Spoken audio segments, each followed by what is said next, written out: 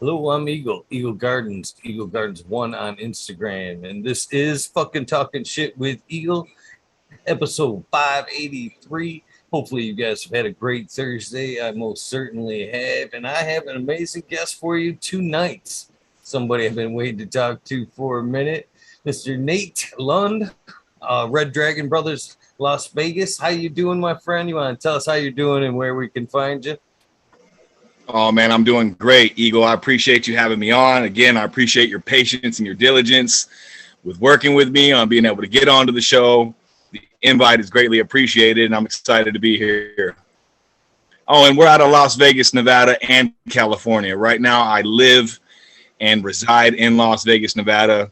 I'm about 45 minutes out from my California grow that I commute to every day during the season.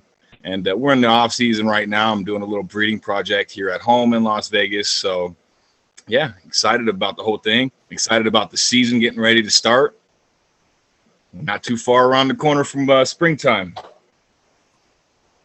Right on. Everybody should be thinking about that outdoor right now.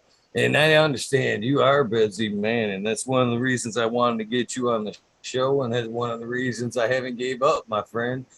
So thank you for taking time to come hang out, man. Absolutely. So I guess I'll start this off with what are you smoking on right there? This is the red jelly bean, which is a red dragon from Barney's Farm crossed with the jelly bean from Subcool. Subcool's original last drop of the jelly bean before he discontinued it. I was able to get my hands on a pack through a friend of mine, Vegas Bebe here in Las Vegas. Really cool girl, her and her man, Chris. Shout out to them for getting me the jelly bean. And yeah, man, burning on the red jelly bean right now. Loving it. It's got about a month and a half cure. And I'm real particular about that shit, but it's not bad. So you made me smile there when you brought up the Red Dragon from Barney's Farm there, man. Hell yeah. I talk about that quite a bit, man. I was talking about it a few nights ago as far as it having such a unique taste to it. Oh, sure does. I kind of relate it to, I mean, most people, for some reason, I don't know if they've never had it. It tastes to me like what I call a dragon fruit. It has somewhat of a berry flavor to it, and it's super hard to describe, but it's super unique. You know, once you taste it, you know you've tasted it. You know what I'm saying? But it's a beautiful budding plant. You know, nice high to it, super tasty. And I haven't heard of nobody else growing it. Man, I grew it back, and I want to say like 13, something like that. And I haven't come across anybody since, and it's a sad thing. So tell me, is that part of the name, or just coincidence that the Red Dragon is there? Yeah, you know, it's funny how that story actually happened. So the Red Dragon name didn't come from the Red Dragon from Barney's Farm. It was it was thought up. It was more of a coming from the black market, wanting to have a symbol that was still attached to that culture and that lifestyle. You know what I mean? And then just happened when we first started and came back from Colorado in 2012, because we lived out there for about a year during legalization. And when I got back, we decided to run with the Red Dragon name, because we had actually had the Red Dragon symbol and the name utilized as a consulting company under our old collective from 2009 to 2012. Red Dragon Consulting was what we did. We went out and we built people's grow rooms for them, you know, small ones, you know, patient grows, 1,000 watt, you know, here, 1,000 watt there. We did quite a few between 2009 and 2012. And that was like the part of Red Dragon Consulting, because at the time we were operating under High Hopes Caregivers, and that was our collective name. So after going to Colorado, being in Colorado for 4 months, I was flying back and forth. The store was running itself. We had established it pretty well in those 4 years before I went to Colorado. And 4 months after I got to Colorado, we got raided and shut down, bro. It was crazy scenario, you know. So sat in Colorado for another 6 months because I was only there a year. Sat in Colorado for 6 months, and then against all odds, bro, we decided, my wife and I, to actually come back to Nevada, the place where they were trying to federally indict us, and we were dealing with all kinds of ridiculous charges because of this nonprofit 501c3 collective that we were running. So, long story short, we came back. We entered the very first Las Vegas Hemp Fest that they had. We didn't enter. We were a sponsor as a booth. So I don't think his first one, he didn't have a competition attached to his first event as far as the Las Vegas Hemp Fest went. But that's where we decided to, my brother and I came together, and we decided to utilize that name. And we'd been growing the Red Dragon for about a year at that point. We had a nice pheno of it. And yes, as far as the Red Dragon goes, bro, flavor and potency and effect, and as far as remembering the very first time that I smoked that shit, that was the reason, that very first experience with the Red Dragon was the reason that we decided to run with it as long as we did. Because we took that cut and we ran with it for about 3 years. And we got it into a lot of the facilities out here. It was one of the main strains that we got into the facilities. And it was rocked for quite some time in Las Vegas. I'm pretty sure it's still running around. I still see it in the dispensaries. Once we sold it to this guy, they sold it to this guy, and they sold it to this. You know how that whole corporate cultivation thing works, So, yeah, it's pretty widespread, and we're still seeing it as far as the dispensaries, when I actually get to the dispensaries, you know what I mean? Hopefully, just for drop-off sakes at that. So, what's your take on? I don't mean to butt in. What's your take on the profile of the Red Dragon there? How's it hit your palate? For me, when I first hit it and I was sitting in the back, I can remember the exact moment that I actually smoked it, and I went, "Holy shit!" And realized how good that pheno was. What is the cross? I think the cross is a Euphoria Haze times the Brazilian Sativa.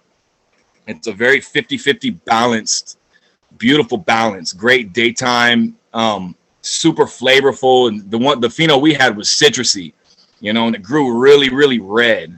That was the beauty of it, because it was actually a red growing plant. You don't really see that very often anymore. It seems like you see a lot of those orange profiles, but this one in particular actually had like completely just covered in red fucking hairs and just iced out. It was just beautiful, man. And yeah, we ran with it for a while. And like I said, once we got rid of it and we gave it out to the facilities, we continued to move on with our strains, which I'm still doing today, bro. Honestly, that's like the main thing in Las Vegas that we've done. We tried to get a brand deal here for a little while. We were getting cut short, man. These corporate guys are cheap. All these corporate cultivations are cheap as fuck. They don't want to pay people what they're worth, and they don't really value the lifestyle and the culture as much. So the little nook that we found to work with them, once we realized that we couldn't actually get our own licenses in Las Vegas, and that's a story for another time. As far as the monopolization of licenses in Las Vegas and getting your hands on a special use permit in Las Vegas is fucking almost impossible, because those cultivation licenses fall under taxi, cab, special use permits, taxis, limos, strip clubs, all kind of stuff like that. Call services. These are special use permits that you cannot get your hands on unless you're like elitely connected in Las Vegas. So yeah. That all being said, once we realized we couldn't get our hands on our own license, we took the consulting route seriously, and really the genetics. We had a good array of genetics, specifically at the time of pheno of OG18 from DNA Genetics, that we had AKA coined the Mafia OG. And that brought a lot of attention, because we actually entered that into the 2016 SoCal High Times Cannabis Cup and placed top 10 indica. And so once that happened, between the Hemp Fest, we got a little news coverage at the Hemp Fest, and then entering that strain into the High Times Cannabis Cup as the Mafia OG, and really only to differentiate that OG18 from every other OG at the time that was being entered, right? we wanted to somehow represent Las Vegas a bit. And I came up with the Mafia OG, coined it the Mafia OG. But again, we've given 100% respect and credit to DNA Genetics for that pheno. I mean, as far as magazine articles go, and Don and Aaron are, you know, I'm in touch with those guys, and they're pretty cool cats. Gave us the okay to utilize their logo in a couple of ads. It was really fucking cool, man, and they supported the whole thing. That particular strain and that particular pheno actually came from my brother's wife's dad. You know what I mean? And that cut, bro, that cut of OG 18 has been through some shit. Before we got it, the story attached behind it. I don't know if you've ever heard of the guy out here in Las Vegas. They made a movie about this dude. He had this is some crazy shit. Every time I tell the story, I'm like, it's just nuts. So he got kidnapped out of Las Vegas, right? I don't know if you heard this story, but he got kidnapped, and they took him out to the desert. They thought he had like a whole bunch of silver or something and whatnot, and a whole bunch of jewelry and gems or some fucking shit hidden in the desert. Somebody had told these people that this guy had a whole shitload of stuff hidden in the desert. So they kidnapped this dude, allegedly, right? We got to throw that in there. They kidnapped this dude allegedly, and they take him out to the desert, and they fucking cut off the tip of his dick, bro. Crazy, right? This is a story that's attached to this strain. And I'm like, what the fuck? So anyhow, this guy, when he survived, he went on to get into cultivation and cannabis. And my brother's father-in-law ended up working a deal. Him and his partner ended up working a deal with this guy. And he fronted the money, and he fronted all kind of stuff, including the strains. I guess the strain was originally priced at like 25 grand or some shit like that. So I wanted to make sure and get the backstory on that, because I didn't create or breed the OG 18 or the Mafia OG pheno. But back to the reason I'm telling that backstory, that created a massive demand, bro. You know, once we took it in between January 2016 and June 2016, we entered into 6 cannabis competitions, and we took 8 first place awards with that pheno, bro. 8 first place awards and 2 top 10s, you know. So that created quite a demand for it. Yeah, it was cool, man. Brother. That was the heydays, you know, 5 years ago, when competitions were still legit. At least and I'm not saying they're not, you know, but there just seems to be a lot more behind the whole event thing going on now. So, you know, I've stepped away from that. I sponsor, and I still like to be a part of them, but I'm not competing anymore, bro. You know. Anyway, I really don't blame you. We've been talking about that as late, man. It's like high times in some of these other cups, you know, being able to actually purchase your judge pack, you know what I mean? Makes me wonder, you know, the merit on the award, to be honest with you, you know, because you could honestly, what stops any entry from sending out a bunch of cronies, you know what I mean, to buy a judge pack or whatever. And I don't know, seems like a less good way to dictate a good. I agree, bro. They're not what they were. That's what I'll say about the competitions. They're not what they were, because now it seems like the biggest sponsor can come in, spend the most money, and guarantee themselves a trophy, you know? And it just kind of dilutes the whole people working their asses off to create certain strains or grow certain strains certain ways, you know, and enter them and to be, you know, it's great to me, bro. I just don't see it being worth my time anymore past sponsoring them. You know, we did the whole thing out here in the West Coast.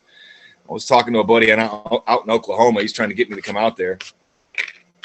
I was talking to him, and he's like, dude, it's wide open in the Midwest right now. You know what I mean? That's what he's saying. It's wide open, bro, because we're dealing with so much shit out here right now, Eagle. As far we'll get into the California thing here in a second. You know, like I explained to you, Las Vegas is made it completely impossible for any normal person to get a license. Now, California actually was the opposite. They were the opposite, bro. You know, they embraced us when we came in. It wasn't super hard. The application process was lengthy and a nightmare, you know, because we did it ourselves, my wife and I, and we didn't have the funding to really like get consultants and do all this shit, but we got through, and somehow or another we've managed to grab one of those licenses, bro. And since then, it's just been a fucking heyday, Eagle, you know, between taxes and the county most recently really showing their face to be fucking corrupt. You know, our county out in Inyo County is really showing some fucking corruptness right now, man. You know, with their officials and their building departments, and I could go on about that all day long, but we're working through that too. We're trying not to lose out on this license. At this point, we've got to bring somebody in, because the money that it's eaten up between my wife and I financially, we can't take it any further unless somebody comes in, which is fucked up, because the whole point of what we were trying to do is own a family business and have 100% legitimate family business with no corporate influence involved whatsoever. And it's been fucking rough, bro. I'm sitting down with people that I didn't want to sit down with. You know what I mean? I'm considering things I never wanted to consider, because it's either that or you lose a license in 4 years, 5 years worth of work in June, you know, so we can't have that happening. Whatever way we've got to make it work, we're going to make it work. We're going to keep it as pure as possible.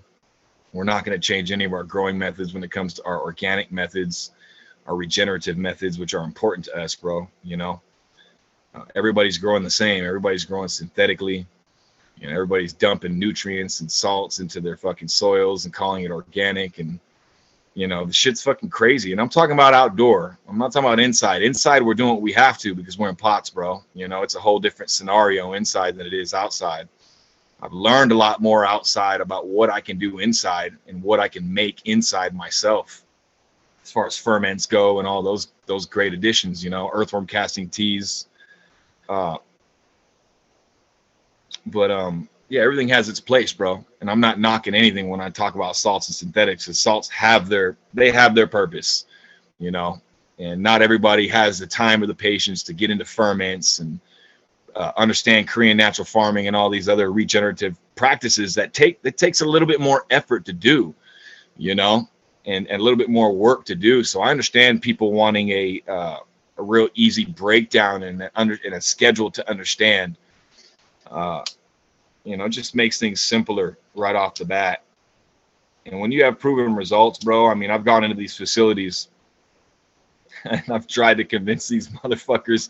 I'm like, dude, you guys are growing the same shit everybody else is.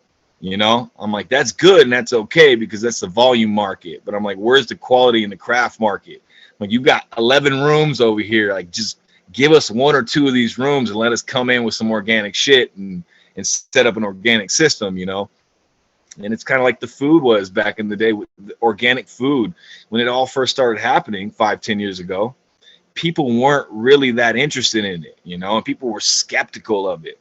And now, bro, if you look at the whole situation, a lot of people shop organically on the regular because they're woke. They're more aware of what's going into their food. They're more aware of the pesticides and everything and all the shit and the effects that our parents and a bunch of baby boomers have dealt with, bro, you know, health-wise.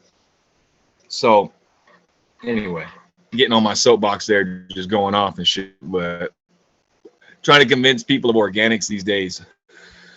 A lot more information out there. Thankfully, it's becoming easier.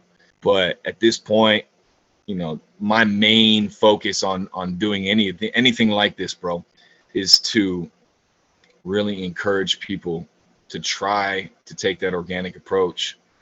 Try to be self-sustaining. You know, it doesn't matter if you're fucking growing weed or you're growing food, bro. We have to be self-sustaining with what's happening. I mean, look at this shit with Russia and Ukraine, bro. What the fuck is going on? You know, I mean, the world is changing drastically in the last 2 years between COVID. Now we get to what we feel to be the end of this, and normalcy starting to come back, and now we got the potential of getting into a fucking third world war or some crazy shit. I'm not gonna go off onto that too much either, but everything has an effect on everything, you know. So our food process is important, man. You know, and us relying on the convenience market, grocery stores, and all this other shit is, man, that shit's dangerous, man. It's scary, you know. And they've trained us to rely on all this stuff, my guy. You know, which is why I'm thankful that, you know, I've been growing pot for a long time, man. But in the last few years, I've gotten into food and starting to produce my own food. Ran into a new friend this year. That's man, this guy's got some fucking. He's got some really cool ideas, man, you know, as far as producing food, and us going that direction as well, you know, because I don't want to just produce. You see me giggle a little bit there when you said last couple of years I started getting into growing my own food. Fuck I it, think bro. that's funny because it's funny, but it's not. Hell yeah, you're growing your own food, man. It's awesome. But this is where I'm laughing at, brother. It seems funny that I see this curve a lot, and I bet you can throw yourself right in on this curve as well. As a lot of us growers grow for one reason or another, then we start dipping our feet into organics a little bit to kind of grow a better crop, and then you know, partly way in, we start going, fuck. As you're saying, I could be a better steward, you know, around what I'm doing. Oh, I could start applying this to the foods I eat. You know what I mean? I'm fucking up there too, and all of a sudden it just kind of transfers over there a little bit. So does that match up pretty well? You started in the organics, not too deep in there. You kind of said, man, I need to start growing a fucking garden too. Oh, you know what I mean? hell yeah. Hell yeah, bro. That's exactly what it was too. And listen, I'm not gonna act like I've been doing this for a long time. For me, it's only been 2 years. I can tell you straight up. Now I grew organic with all kind of organic, you know, general organics and anything was used in the past 10 years indoors. I always stuck to organic products. But going and throwing myself into this California grow with my brother and really just figuring out how little you actually need once you're not destroying the soil, the microlife in the soil, you know. And outside, you know, there's no reason to do that. You have this mycelium freeway below the ground, right, bro? And you have this microlife, that these little soldiers that are able to feed your plant. When you plant in the ground, you tap into that mycelium freeway. That mycelium freeway is holding so much previous environmental information, bro, right? This is what we're missing in pots and in indoor grows and stuff. Those plants don't get to tap in to that environmental information, you know what I mean? Which is, to me, it's like an immediate environmental acclimation. It's an immediate upload of information to that plant that says, hey, this is what, you know, this is the environment, and this is how plants have survived, and the surrounding native indigenous plants around that are in the same ground, right? This is how they've survived. And so the cannabis plant gets tapped straight into that. And you know, for me, bro, that's just, once I figured that out, because I read Teeming with Microbes. That was the change. Have you ever read that book, Teeming with Microbes? It's an amazing book. What is her name? Dr. Elaine Ingram. Dr. Elaine Ingram, and she's a huge part of that book, bro. And that book really changed my perspective on everything, man. I was like, holy shit, you know, this is what's really going on. This is how the earth regenerates itself. You know, this is how nature is able to sustain itself without any human intervention. You know, it's like a rainforest doesn't get fed. We don't feed the fucking rainforest. We don't feed natural areas and ecosystems. We don't maintain those. There's no human maintenance going on in any of that, and it sustains itself, and it continues to just, you know, become greener and lusher, and that's because it's undisturbed, bro. And our typical farming techniques of going in and tilling the ground and raking the ground and destroying the ground, bro, every single year, that shit was taught to farmers specifically to get them to rely on a convenient system, right? Like, you rely on us, rely on our nutrients, rely on our shit. It's the same thing as our food system, bro. It's and every single year, you know, farmers are taught you got to till the ground. You know what I mean? You got to go out there and rip all that up and till it all up and make it loose. And every year, farmers can't figure out why it is they get less of a yield, and they have to plant more and more plants every single year to actually catch up to the identical yield from the previous year, bro.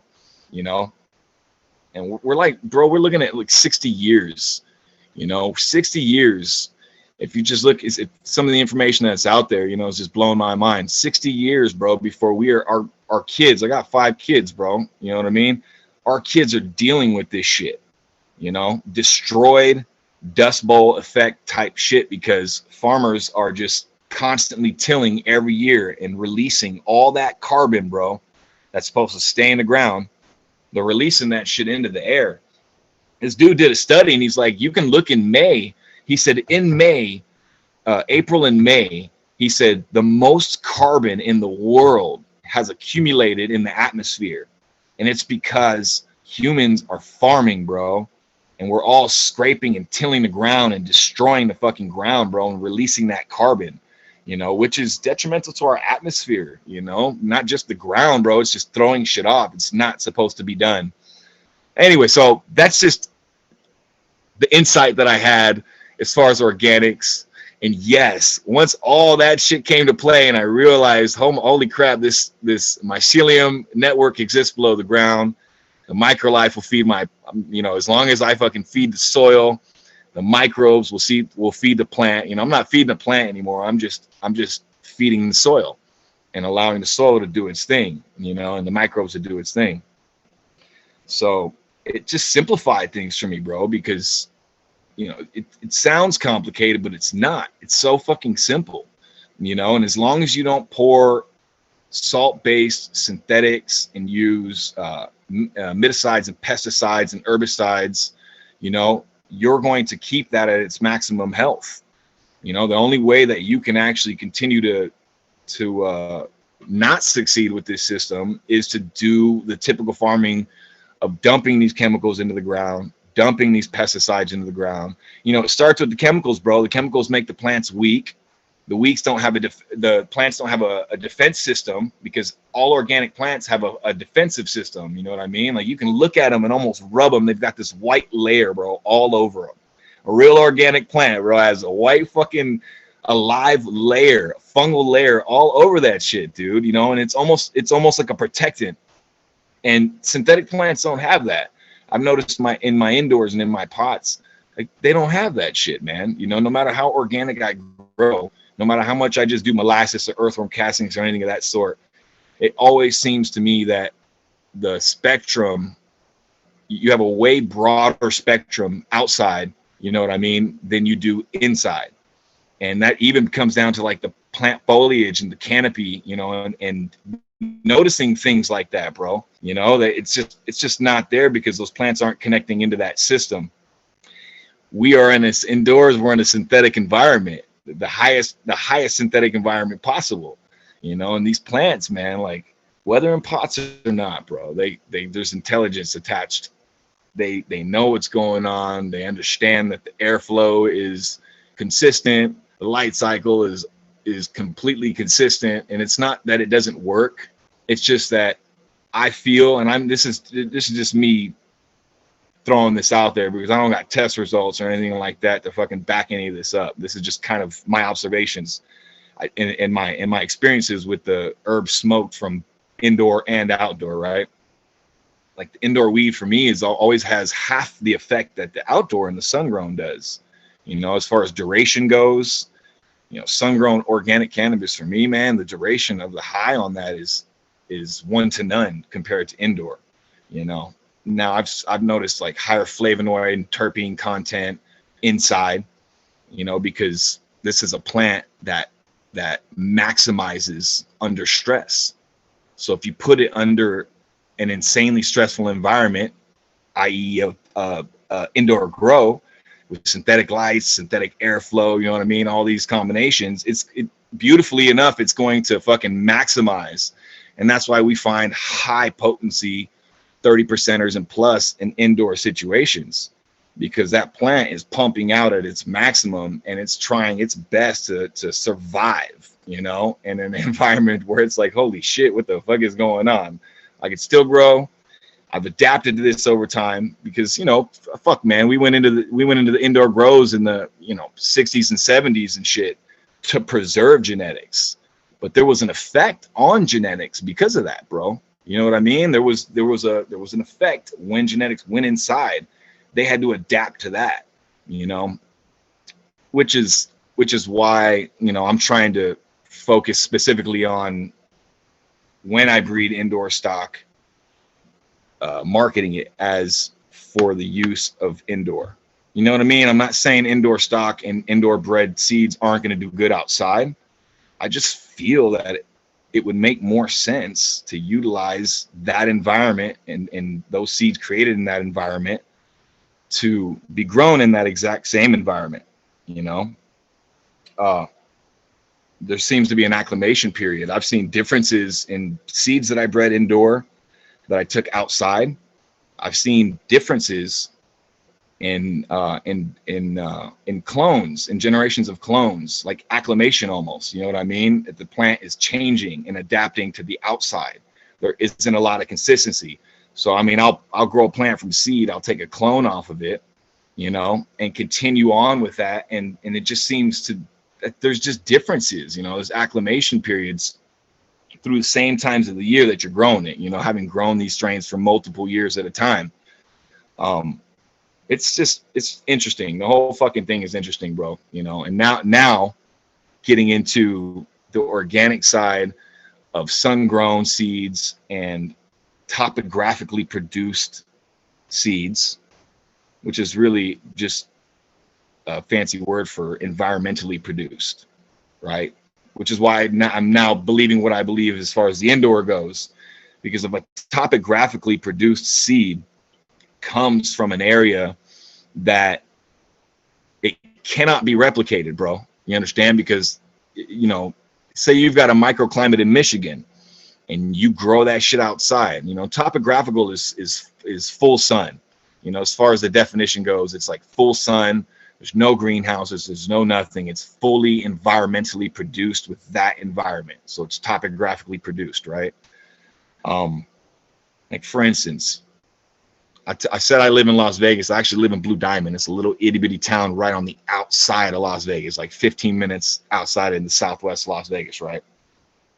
I'm one of the only people out here, as far as I know, that actually grows and breeds strains in Blue Diamond. And Blue Diamond has a microclimate of its own. This place always stays 10 degrees to 15 degrees cooler in the summertime than Las Vegas does. You know, Las Vegas has got a lot of concrete, a lot of all that comes into play when it comes to temperatures. But what I'm getting at is that Blue Diamond is its own microclimate. So the seeds that I produce in Blue Diamond are topographically produced seeds. You know what I mean? As long as I'm doing them in a full sun sense outdoor and not in my greenhouse is what I'm reading and learning now, right? Because any intervention, bro, of the environment, of the natural environment, changes the fact that it's environmentally produced, right? Makes it common sense shit. So that's all interesting, bro. And topographical seeds, all this came from wine. And coming across an article on how the guys in France and Spain and all these people who've been growing these wine plants and these grape plants forever and producing certain wines that come out of certain valleys and certain regions. And this shit cannot be replicated, bro. You cannot replicate the taste of these people's grapes and these people's wine It can only be produced by the plants that have been grown in this particular valley. So for me, all that being said, Eagle, I know I'm moving forward fast here, but all that being said, bro, that's where I see the industry going. That's where I see cannabis, as far as, taking a grape ape in an indoor situation, whether it be here in Nevada or in New York, you can reproduce it almost to its exact, in Nevada and New York, it'll be grown the same, right? But if you take that same strain and you put it outside in both those different environments, now you're producing something. It doesn't matter that it's the same exact strain or the same exact clone, bro. Now you're producing something in those microclimates, in those environments, which are everywhere. It doesn't matter what environment, you know what I mean? As long as you're doing it outside like that, it's going to produce a product based off the environment, whether that be seeds or flowers, that cannot be replicated anywhere else. And this is like a signature on your shit. You know what I mean? It's kind of what we've been doing out there in Death Valley in California, minus the fact that we've got a greenhouse. But learning and adapting to that environment out there, bro. I mean, it's 100 degrees 8 months out of the year, and our swamp coolers were going down nonstop at first. And we originally went out there to try to reproduce or to recreate an environment, 75, 85 degrees inside. We'll have the swamp, we'll have the wet walls running and the VPD will be perfect. You know what I mean? We had it all figured out, bro. And really how we figured it out is when shit hit the fan, is when the wet wall shut down and we had to go, fuck, how do our plants survive? All right, well, let's rip all the plastic off the walls and let's put shade cloth. That's going to allow air to come through. That's going to allow a more natural environment and more airflow to come in. All of this, and not only that, really just tapping straight into the ground and growing in the ground in Death Valley, bro. It's had never been done before, right? There's a person there who had been kind of, the guy who got us to come out there. He'd been fucking around for a few years, but when we got there and we really put our minds to it and we built these living organic soil beds over the last few years, mainly like the 2 years, like I told you, right? What we saw and what I saw, bro, was fucking amazing. And I guarantee you the type of herb that was produced in Death Valley, bro, you know what I mean? You're going to have to come to Vegas one of these days. I'm going to have to show you this shit. It's one to none. It's its own thing. And I'm not saying it's the best. I'm not claiming it to be, this is better than everybody else's. All I'm saying is that it is one of a kind because of where it was grown, because of how it was grown, because of the connection to that microbiology and that mycorrhizae in the ground in that environment with those specific environmental upgrades and information that allowed the plants to thrive regardless of the heat, regardless of anything. What we saw was amazing, bro. And that's what I'm excited for. That's the next level, because I was getting bored, bro. I'm 18 years doing this shit. I was starting to get bored, bro, with this entire process, the whole corporate, everybody coming in, and and I know because you're a fucking grower's grower, bro. You know what I mean? I've followed you for a while, and I'm like seeing what you've done and shit. I know you've been doing this for a while. Sometimes you start to fucking lose that passion, and it has to be rekindled. You have to get re-excited, whether that be new genetics or what the fuck ever, man. It started to get a little bit dull to me. I got really interested in mushrooms too for a while, like the whole mushroom boom and that wave that started to kind of dilute my passion a little bit. So I had to get back into my lane for a minute. Learned a lot while I was doing that, but realized, look, that's not my avenue just yet. I got a lot of friends and people that know what they're doing in that avenue, and nor do I have the time to really sit down and begin to understand and study mycology, bro. I'm surrounded by so many people already that have such great experience and mushrooms. You know what I mean? Like, so I don't really have any need to go down that lane. I jumped back into genetics in the last 6 months wholeheartedly. and the topographical production of seeds and all this information that came, and this new information on top of the organics and the ferments and everything, it just rekindled everything, bro. And I'm re-excited about it all. And fuck, I can't stop talking about it. I'm blabbering, bro. But yeah, really stoked about the whole thing. Well, that's that's awesome, man. And I want this is why I want people to see people like yourself, to see, the passion behind it, how stoked they are. And to be honest with you, you would have to watch this fucking show for the last 2 years to know how much that we are on point with a lot of stuff what you're saying. To be honest with you, Beautiful. I don't even so much that we could have a good conversation for like the rest of the night, fucking easy by what you've already said, man. Hell yeah. Quite seriously, I don't even know where to start. I guess we could have some fun here. Before I get too far, I want to respect the chat here. Johnny Candiseed, who there's a lot of, man, as the show goes on, man, I'm meeting a lot of people in Vegas lately. And Johnny Candiseed and Loyalty Organics and chat are definitely a couple in Vegas there. But Johnny wants to know where you can get some compost, some good compost in the Vegas area, if you know. Fuck, man. And he would like to know the variations you see from the strains indoor, outdoor. Is what he wants to know. As far as Nevada environment goes, okay, for sure. As far as now compost, bro, I always recommend, and again, most people don't want to do this because it does take work and time. It's easy to go and buy your own compost. I'm not gonna lie, bro. I use Star Nursery compost. You know what I mean? I go if I need to, I go to Star Nursery, but there's a way that I do it. Outdoors, I'll get my compost really early. And for instance, out in California in the Death Valley area that we were growing, I'll have the compost dropped off, January or February, in the winter months, and I'll let it sit there for 2 months or 3 months right outside the fence line and allow all that indigenous microlife to make its way into that fucking compost, bro.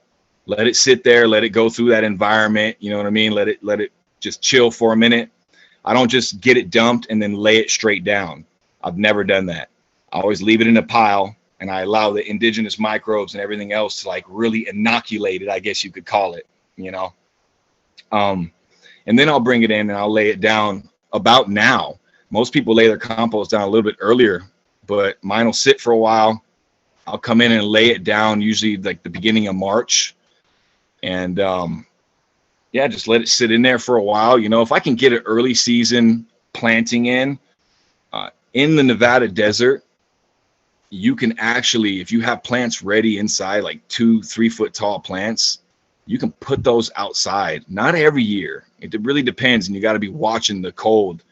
But you can actually put those outside March 1st and do an early season crop. All right. Put them outside March 1st, harvest them May 1st.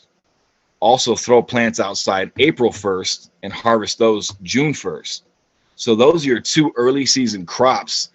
And you have to obviously add light because you're still in a cycle where additional light is needed, but for me, man, like I have a 30 foot by 10 foot greenhouse outside here, just personal in the backyard, and I just string some lights up above and I put that timer on and I adjust it accordingly, to make sure that those plants stay on a supplemented light cycle, because we're still in wintertime. But really great to do that and get 2 early season crops to help you through your full season planting, and usually we're planting our full season, April 5th,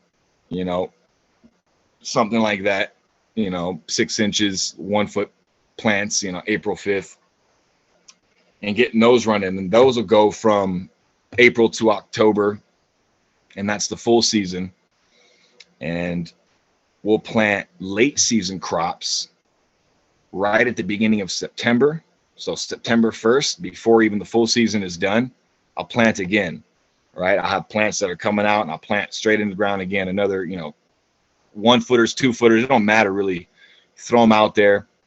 And these really become, these are like top notch. These little plants that you put out like that become real top notch, and they'll go September, October, and all the way into November, usually about 10 weeks. And it works really well, bro. And then you go with your winter crop. You throw your winter crop in December 1st, harvest that winter crop at the end of fucking January, with supplemented light. And you can actually do 2 winter crops the same way you can do 2 early season crops. If you throw in a crop November 1st and December 1st. So November 1st, you'd be harvesting end of December. December 1st, you'd be harvesting end of January with supplemented light, of course. But yeah, man, compost, just start a nursery. You know what I mean? I'm not going to act like I do anything fucking special or get any special kind of compost. It's just how long I let my compost sit in the area and the environment that I'm going to use it before I lay it down, to make sure that environment's microbial life is just basically inoculated into it, has time to get into it and start breaking that shit down. So yeah. All right. Now I got 2 questions out of the way, Johnny. All right. I want to revert back to some of the stuff I can relate to right off the bat there. Salts versus the organics. I kind of see the cannabis industry doing the same thing, that because you've talked about the parallels of, back earlier there between like food production. I see the same parallels between food production and cannabis production coming. Big ag, nutrient companies pushing, you want those yields, you got to salt, salt, salt, salt. I think at one point they're going to fucking kind of hate what they've done either to the soil or their system and kind of revert back to organics.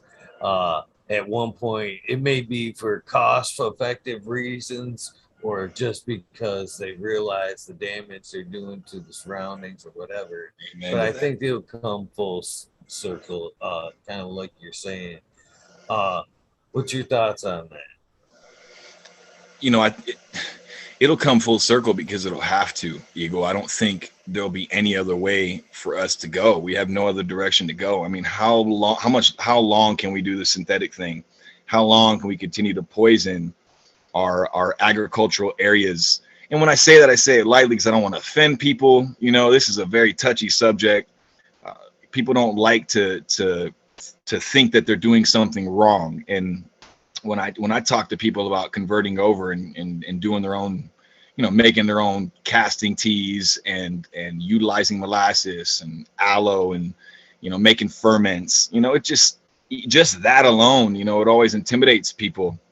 So we're still all in the process as far as organics go. I don't want to sound like some nerd when it comes down to the simplicity of it, because it's not hard, bro. It's just people have been trained not to do their own thing, to rely on convenience, and that's where these big bottle nutrient companies come in. And you can't blame these people. These are people that go, shit, there's a fucking market right there, and it's a exploitable market, you know what I mean? As far as growers and people go, it's convenience wrapped in a bottle. Don't worry about anything. Don't worry about creating anything or using your food scraps or everything around you that you have, we've got it covered. And by the way, we're going to give you stuff that once you use it the first time, you're going to come back and look for a solution to fix the first fucking problem we gave you the first time. You know what I mean? Like you're dumping this shit in, and you're trying to figure. It's just such a combination of ridiculousness, bro. I went through it, man. I mean, I did hydroponic growing for 3 years, eat water culture, flood and drain, ebb and flow. Adjusting your pHs constantly, you know what I mean? And using all these chemicals. And I look back now and I'm like, I remember thinking, holy shit, this shit doesn't look or smell fucking very good. Or I'd get it on my hands. I'd be like, fuck, what the fuck? It's like, if it burns my hand like that, or it feels like that on my hand and shit, what are we really ingesting here with this plant being a sponge, bro? So yeah, I think it's going to come full circle, bro. we have to fix what we've done. You know, when I say we, it's a loose term. I'm not talking, I'm not talking about us and shit. I'm just saying in general, humanity. We took the convenient route. We ended up in the Dust Bowl once. And I think that if we don't really start preaching this and getting out there and trying to educate people, I said preach, because that's my problem, is that I preach and people don't want to listen to that shit. I'm trying to figure out how to better deliver this message and educate people and let them know that it's a cheaper route, it's a healthier route, it's a safer route, and all around in the end, we're going to regenerate this planet as opposed to fucking continuing to hurt our agricultural areas, bro. You know what I mean? Continuing to dump all this shit into those areas is just what we're leaving behind for our kids, and I can't have that. You know, even if I offend some people talking about this, I'm all right with it, you know, because it just has to happen. You know, it's come to an end as far as people not being aware of this anymore. And if there's so much information out there, and if you're not aware of it, you're really just not reading the information, the education right in front of you, bro. You know, you almost can't avoid it. Think about it. You know, all the information that's out there. I mean, all these people doing organics and all these techniques. And I mean, if that doesn't interest you to get away from the convenience and start to make you think like, you know, I could probably do this myself. And not only that, it's a lot cheaper. It's so much cheaper, you know, which you can't sell it that way. I've learned I can't tell people it's cheaper. You know what I mean? I'm like, fuck, man. How do I tell people that this is so much more cost efficient? You know what I mean? So we're working on it, man. I'm trying to put a good delivery Maybe together. they don't want to believe it because it's so much better that they don't, you know, it can't, how can it be, you know, so much cheaper and it's so, you know, much better? Some shit like that. I don't know. Yeah. Some people, I've seen it firsthand, selling people certain things. You know what I mean? You'd be like, yeah, this is $50. That can't be $50. That can't, you know what I mean? And they question Yeah. like the quality of it. And in reality, you could practically go, okay, $100. And they'd be like, really? I want it. Hell Yep. yeah. And not even question it. It's people sometimes, you know, thinking is a little bit backwards, I think. But Yeah. so I want to say cheers to you, my friend. And I'm, you know, at this point, I agree with you about growing there. It has to have some type of a plateau. And I was kind of, like you said, man, I kind of getting in a little bit of a lull. And thank goodness this project here is kind of, you know, very much pepped me up about cannabis and, you know, the direction, the place, and what I want to do. But you talked about, you know, you hitting that lull as well. Organics, it sounds like, kind of come in at the right place, man. That's a subject right there that can reignite a lot of vigor in a Excuse me. grower. Once you kind of open up that rabbit hole, like it's deep. And you know, once you kind of seeing how you can make things cheaper for yourself, how you make your inputs for yourself. Fucking for me, man, I got sidelined when I kind of hit the rabbit hole of the fucking micros, you know, the fungus. When I hit that door, I'm still kind of bouncing around in there, man. That's a deep one. You know, how Yes, it sir. relates to the soil, the plants, you know what I mean? What's going on in your gut and shit like that. Uh, that's kind of, it clicks that full cycle once you kind of put that all together, the microbe, soil, and you. It's pretty powerful when you kind of hit that message. But I'm glad to see you kind of hit it, man. It seems, you know, that once you hit that, it is very reinvigorating. So I'm glad you opened that door. You know, might have been later in the game, but we all need that kick in the ass again at once in a while. So I'm glad you kind of found something Amen, that bro. gave you a little bit of that fire. So cheers It to did. that. It did. Thank you, bro. It did. You know, I'm pretty excited about the whole thing. And you know, learning, bro. If we're not continuing to learn, uh, what are we doing? You know what I mean? There can't be a stopping point where you think you've got everything figured out. And this excited me to figure out what the next big thing with cannabis is going to be, because it continues to evolve. No matter when we think we got it all figured out, it just continues to evolve, and we keep figuring things out, bro. And it keeps showing us certain things, you know. So for me, that excitement with the plant has always been what continues to grab me and keep me on board, bro. You know, I may get bored at times, but something always grabs me back. You know, I mean, it's not easy. None of this is easy, bro. You know, it's especially being a family man. You know, it's not always the easiest thing in the world. Like, all I want to do is be with my kids, bro. You know, and this takes time. All of this takes time. This observation, this planting, this farming. It is not an easy life, you know. And I know, you know, being grower to grower, just from the outside looking in, people, you know, they I don't know, man. You know, they sometimes they want to envy that whole situation, but it's not an easy shoe to fill. We'll just put it that way, right? I mean, it's just not an easy shoe to fill, to be consistent, not only in this industry, but with your breeding practices, with your growing, you know what I mean? Just staying in the game and continuing to learn and observe and stay passionate about it, man. You know, it's definitely been a long journey, but I'm stoked for the next run, you know, and continuing forward on this, and you know, meeting up with people like you, Eagle, and doing stuff like this, and being able to sit down and talk and chop it up, man. Like, this is necessary. You know, my wife was talking to me before I did this. She's like, man, go out there and have fun. I was tired. I was laying in the bed. I'm like, oh, fuck, man, it's late. You know what I mean? She's like, fuck that. She's like, get up and go have fun and talk to this guy. You know what I mean? She's like, he's been patient with you. You know, like, you already explained to me that, you know, you had kind of I fucked it off a little bit, you know, with the whole situation. I was dealing with a lot, like I told you, but your patience and inviting me in here and letting me get in here and release all this. I know it's been a jarble of fucking shit, bro. And I appreciate you guys, you know, hearing me out on all this stuff. And I'm still figuring it all out. I'm trying to get it in line, and, you know, we'll see where it all goes, bro. It's exciting. It's an exciting time for glad. Tell her thank you for me, by the way, for the little kick in the ass. Of course, that. Bro. Of course. Hey, man, she's my backbone, bro. She's the one that always pushes me. Always. When I'm like, fuck, I'm tired, I'm this, she's like, man, get it. You made the appointment. You handle your business. So grateful to be here, bro. Happy to be here. Having a good time. So another thing I want to address with your talk about is the way you're talking about breeding. Super excited. Super tight.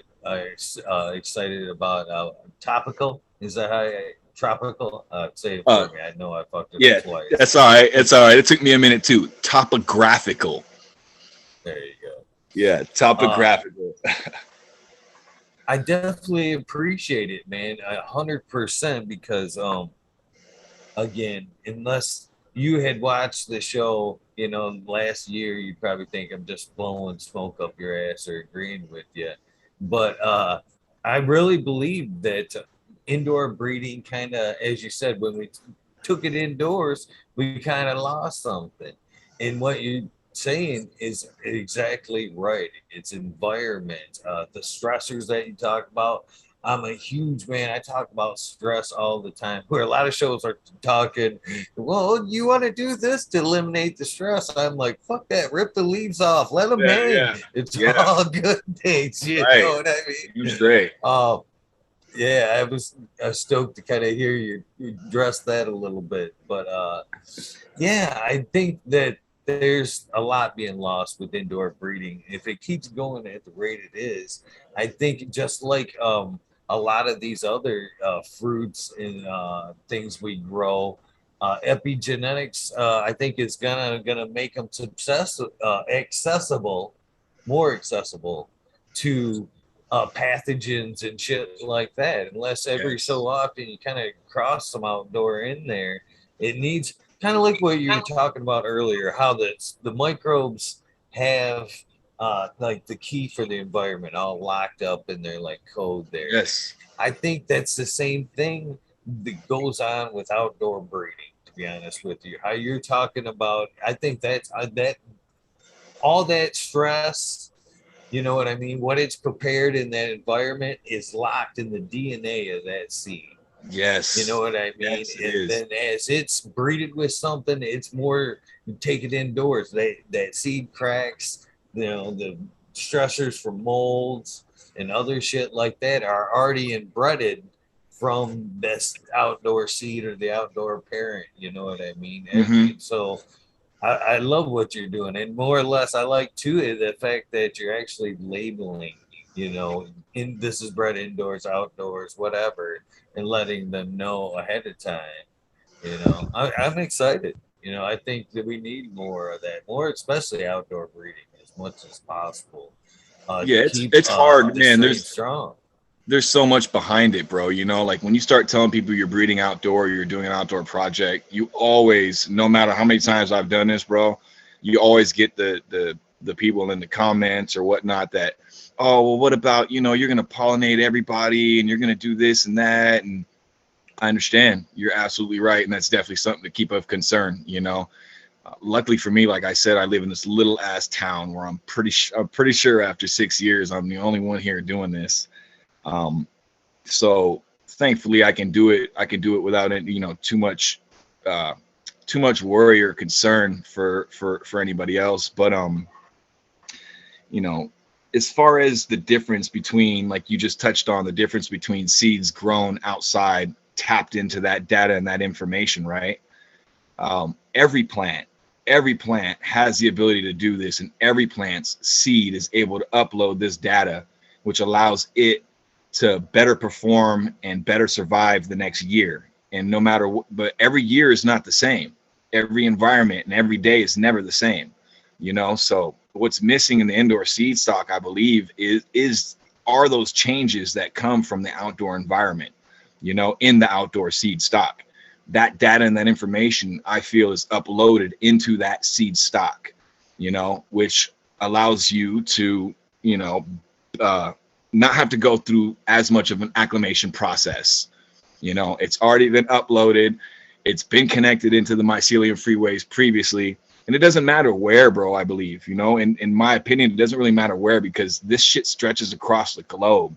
This network of mycelium and microbes stretches across the globe. They're different in certain areas. And even in teaming with microbes, they talk about how powerful certain microbes are in really high heat environments. You know what I mean? Right in that book, it talked about that. I remember reading that, like, holy shit. Now I understand. Like, maybe there's this information in the ground in Death Valley, based off this area, maybe previously being ocean. You know what I mean? Or who fucking knows? Because the earth is constantly shifting, and deserts are changing to oceans, and oceans are changing. It's in our lifetime, we don't see that, because our lifetimes are a glimpse, bro, compared to how long global evolution and what the pace that global evolution actually happens at, right? But we've documented it and we've researched it and we've gotten smarter as a human race, bro. And we started to really, really put that data together and understand it, and to see it. And to know that the wind is bringing certain shit from certain areas. When we have a windy season, everybody's like, oh, fuck the wind, right? I was always like that. I'm like, oh, fuck the wind, fuck 2 months of wind, fuck, god damn it, man. Now I understand the wind, bro, and I understand what the wind is bringing.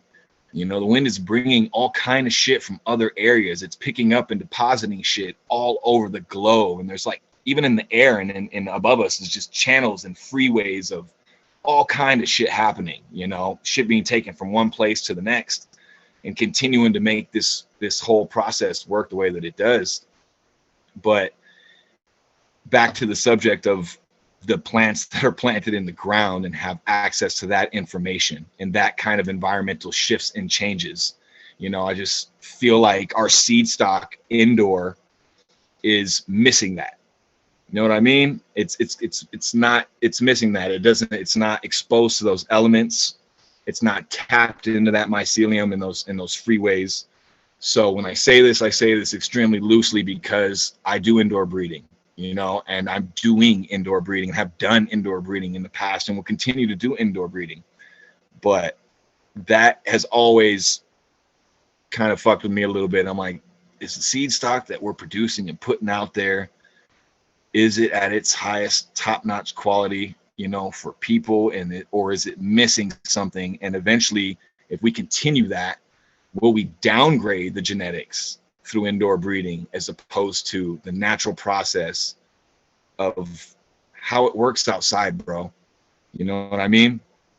Outside, it works a whole different way, which is why even indoor, I've implemented my males through the entire process just to try to mimic as much as I possibly can the natural outdoor environment. You know, like I've still got my fucking male in there at 6 weeks in. He's a little stub now, man, but he's still busting and doing his thing, you know? So to me, I just feel, you know, that concept that pollen at different times of its life cycle, just like the female is affected environmentally and produces her characteristics based off the environment, you know, is the male also aware of the understanding of the elements in the environment and what's happening?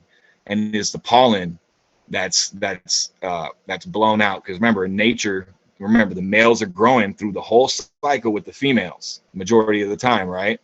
We're not pulling them, we're not getting rid of them and shit, you know, in a natural wild situation with no human intervention. The males are growing throughout the females the entire time, and I feel like they also have the ability to read the environment and distribute pollen at different times of the cycles of that plant's lifetime.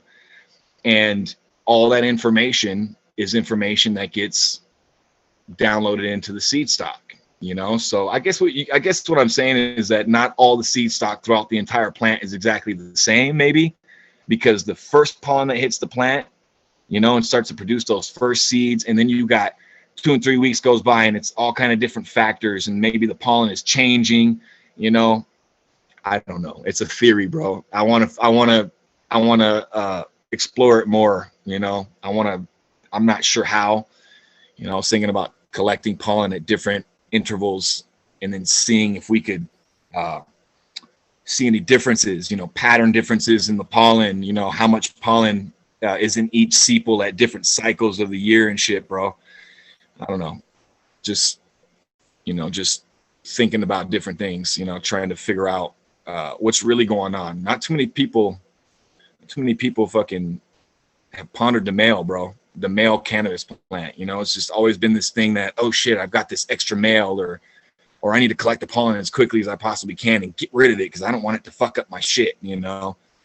I just think that right there in itself, dude, is a fucking issue.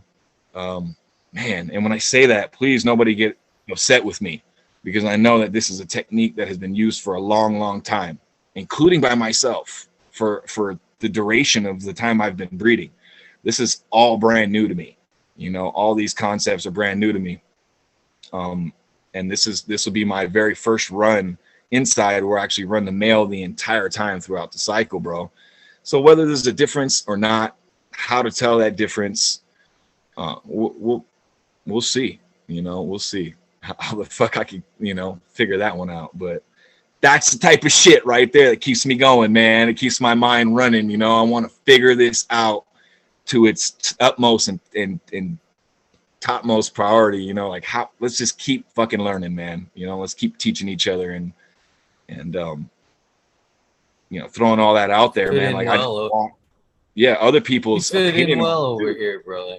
You know, I appreciate that, bro. I appreciate it. I've ran it by a couple of people and a couple of other breeders, and I haven't got too many responses back, you know, but it is what it is, because change is always, you know, people don't embrace change that much in any kind of anything. And I'm not saying I'm like changing the game. I'm just looking at it from a different perspective, bro. That's all. Just looking at it from a different angle. And that's my perspective of it. And that's kind of the direction that I'm going. And I'm excited about it. I'm excited about it for you, brother, because I'm right there with you, man. I appreciate white papers. There, you know, were something, but there's something about, you know, in the garden, you know, one-on-one, doing your own thing, your own observations. We haven't unlocked it all yet. I'm right there with you, man. So there's the weed nerd worlds, as they're called now, but you know, there's many a nights where like we've talked kind of like what you're talking about. I like what you're saying, by the way, the different phases, if there's different reactions with the female at different times. I think there might be something to that. I've never asked that question in particular, but I've asked breeders to the point like almost to irritation. You know what I mean? Is there, do you think there's a sweet spot in like recipe with fucking maybe fucking humidity, temperature, fucking all that to, you know, where the male's just like so excited, she's so excited, that batch of seeds, nothing but fucking females? Or is there like an environment pressure to where, you know, he's like, she's like, all that batch of seeds, fucking males. Look beautiful, full term, all seeded, you know what I mean? Just something wasn't there, that one factor. So I'm right there with you, man. There's a lot of questions. Yeah, I You appreciate know it. what I I've greatly appreciate heard, that Eagle? shit. I've heard that high heat environments, supposedly, and I'm not sure how true this is, but this just popped up in my head. I was thinking about it. I've heard that high heat environments encourage male seed production. I'm not too out. Don't quote me on that, but I have to look back into that one too. That high heat environments will encourage that.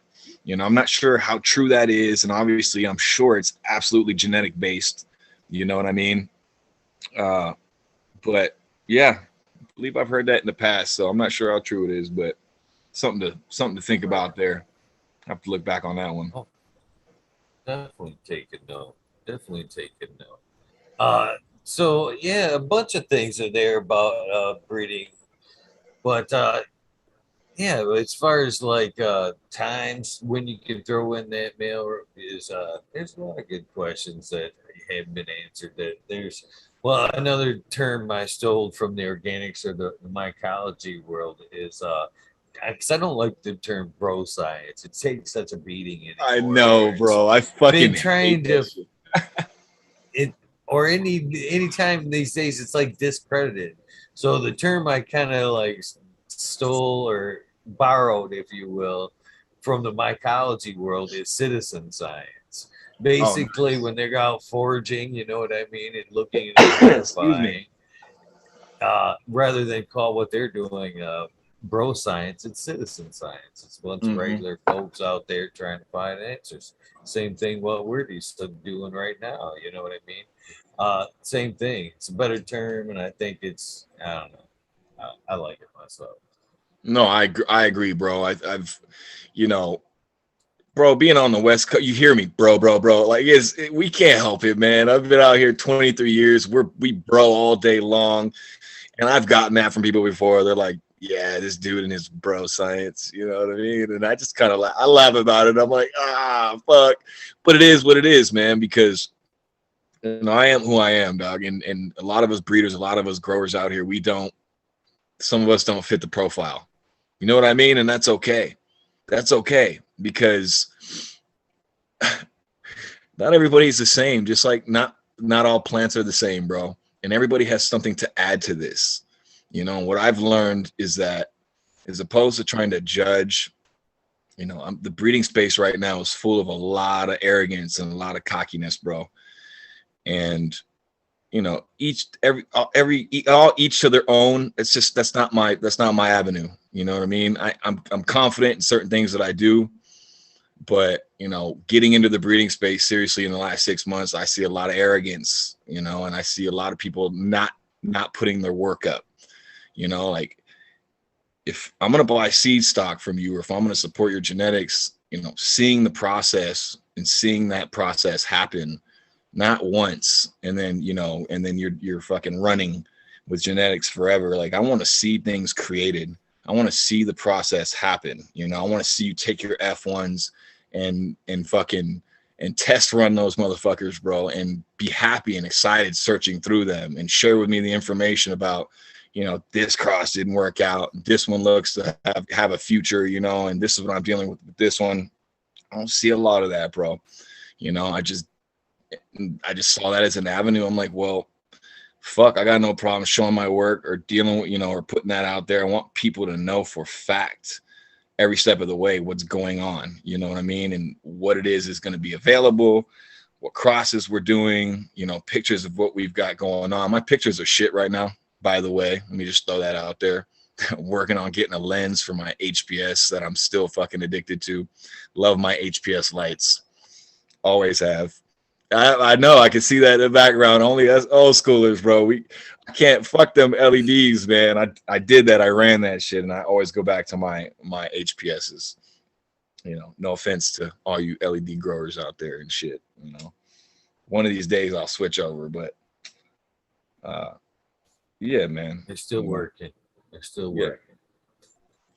Just an avenue, bro. I just think that I'm gonna go this way as opposed to the cockiness and the arrogance over here. You know what I mean? And just really worry about research and learning and giving a fuck about what I'm seeing, because it all comes down to experience and observation, bro. You and I both know that, you know, you can read as many books as you want to on heart surgery, but until you've actually done heart surgery successfully, you don't fucking know what you're doing, and you're not a heart surgeon, you know? So never will I call myself a master cultivator. Never will I call myself a master breeder by any means. Maybe the day of my death, on my deathbed, I did it, you know? But until then, fuck, man, I just want to learn. I want to be connected, and I want to be around good people that want to learn, you know? And it's just more than the money, bro. You know, this is legacy, this is culture, this is lifestyle, and this is what I love, you know? So it's hard to see it turn into what it's turned into, but we have to adapt, you know? Guys like us that have been in this game for a long time, we just have to adapt. You just got to smile. You got to try and teach these younger generations coming up, you know, just to appreciate shit a little bit more, you know? So yeah. Anyway, got on my soapbox there again. Oh no, man! This has been a fucking awesome episode. I am enjoying it so far, and I haven't even. Oh man, we haven't even covered half the shit I'd even covered. At this point, I'd almost have to do another episode just to start over where I usually start over. So, you know, I wanted to throw this out here because I think you might enjoy it if you haven't, encountered this book already. It's The One Straw Revolution. I can't think right off the top of my head who the author is, which is kind of shitty because it's a well-known book and a well-known author. But it's pretty much about regenerative farming, K&F farming, and more or less, you take a lot. What I really enjoy about the book is it's super educational as far as the above goes, but you learn a lot about like mindfulness. You know what I mean? Not just, you know, the soil or whatever, about you as a person. Yes. There's a dual purpose in that book, man. You'll learn as much about yourself as you will about farming in that book. And Beautiful. if you haven't read it, then you don't even have to read the book. The Audible version is fucking just as amazing, to be honest. I'm looking for my phone. I want what's it called again? The One Straw Revolution. One Straw Revolution. Where the hell did I put my phone? Let me zip this up real quick. Yeah, no problem.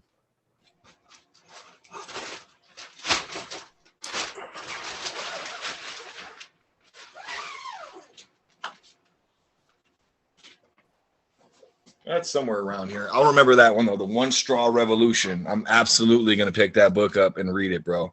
100%. Mindfulness is so important. You know, the connection that you have as a person here, our energies, everything, bro. You know, there's so much more that goes into farming, man. When you decide to actually put the one ingredient that's missing in most gardens, which is love. As corny as that sounds, it's some real shit. Love for what you're doing, appreciation and gratitude for the miracle happening right in front of you, bro.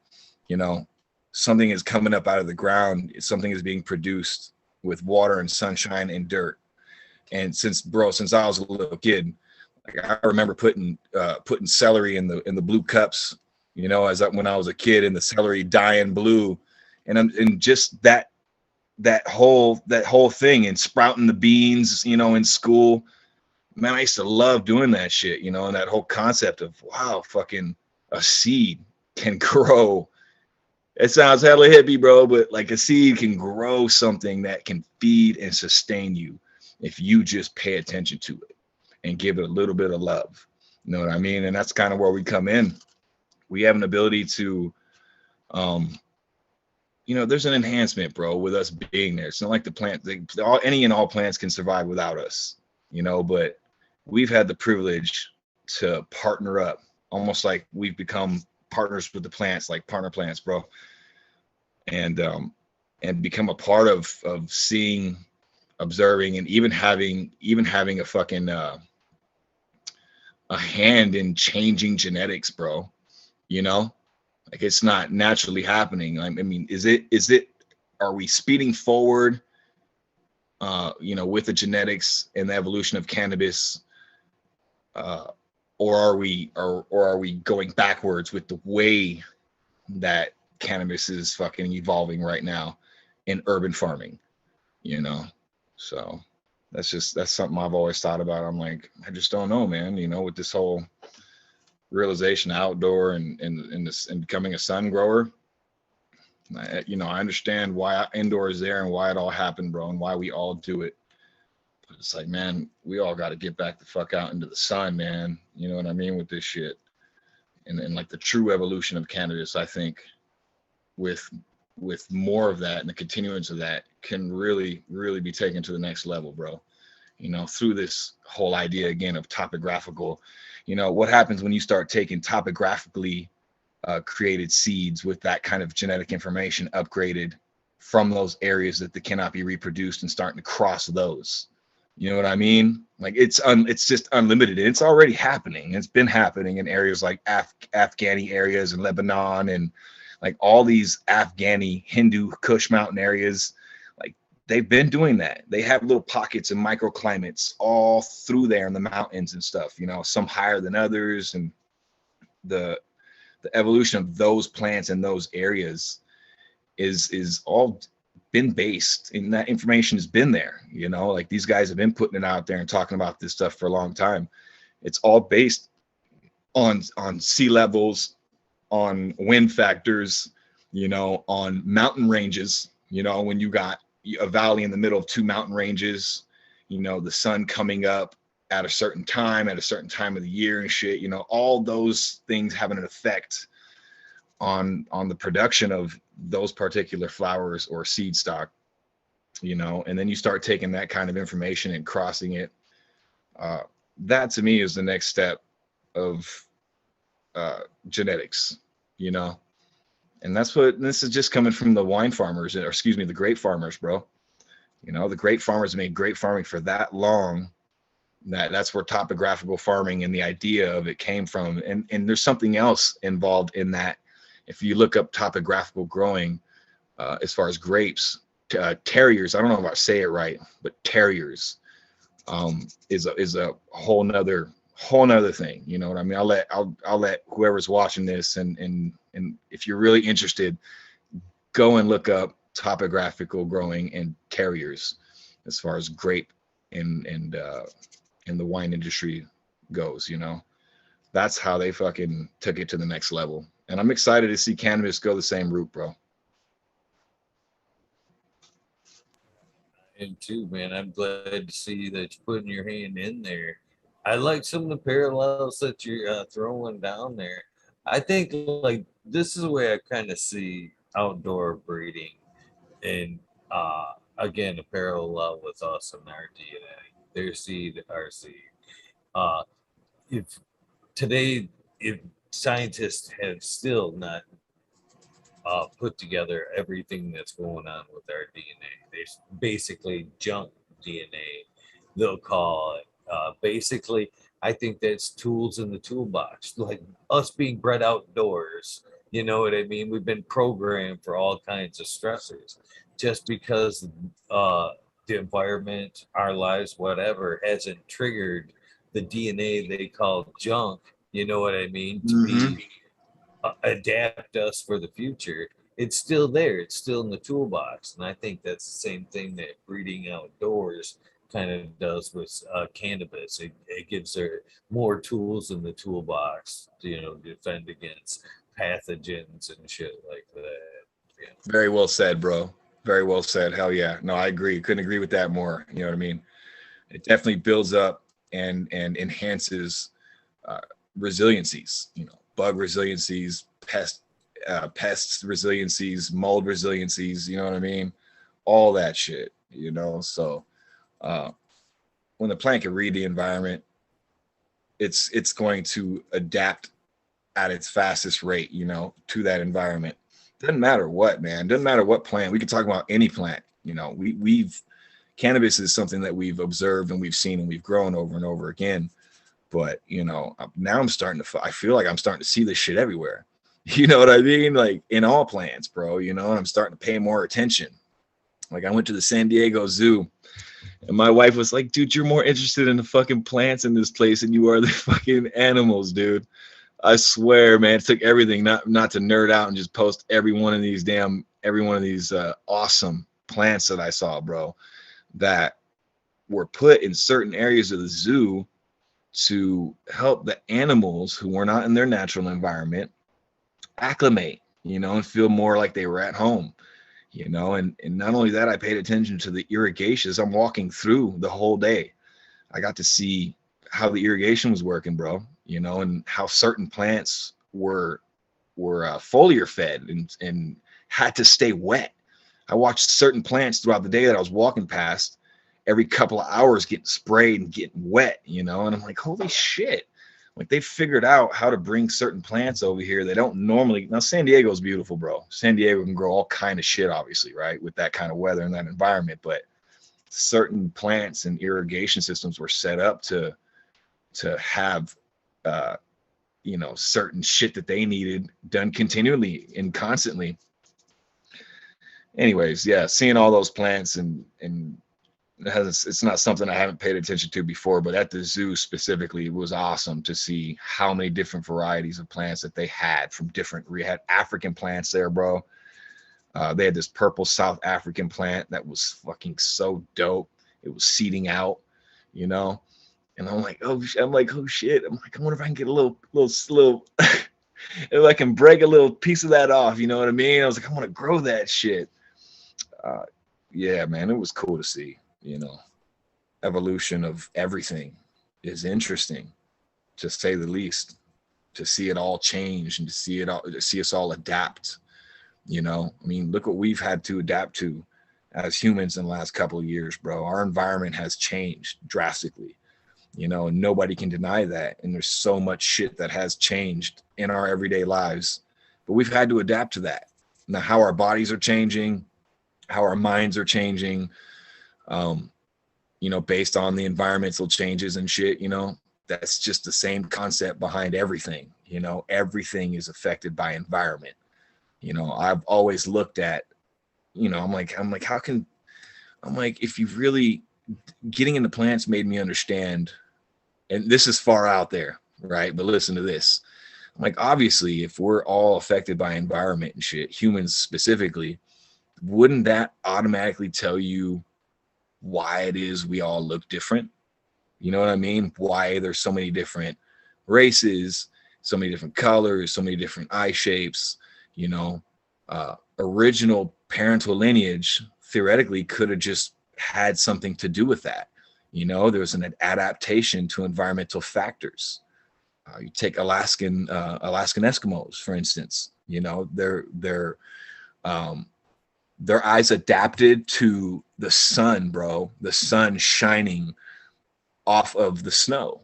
You know what I'm saying? Like, these are just environmental acclimations, and observations. That's always a touchy subject, but for me, man, when I realized all this, that I'm like, you can kill racism with this shit, bro. You know what I mean? Just explaining this to somebody and going, look around you. Things change based off their environment. I've been in Nevada for 23 years, bro. So if I go somewhere else like Alaska, or I go somewhere where it's a completely different environment, there's going to be a physical change. There's going to be a mental change. You know what I mean? There's going to be an adaptation that takes place, an acclimation that takes time. You know, I'm most comfortable in the desert. I'm most acclimated to surviving in the desert. Like even being in Death Valley, bro, for the almost 5 years I was out there, Eagle, dude, I watched myself yearly be able to consume less water, right?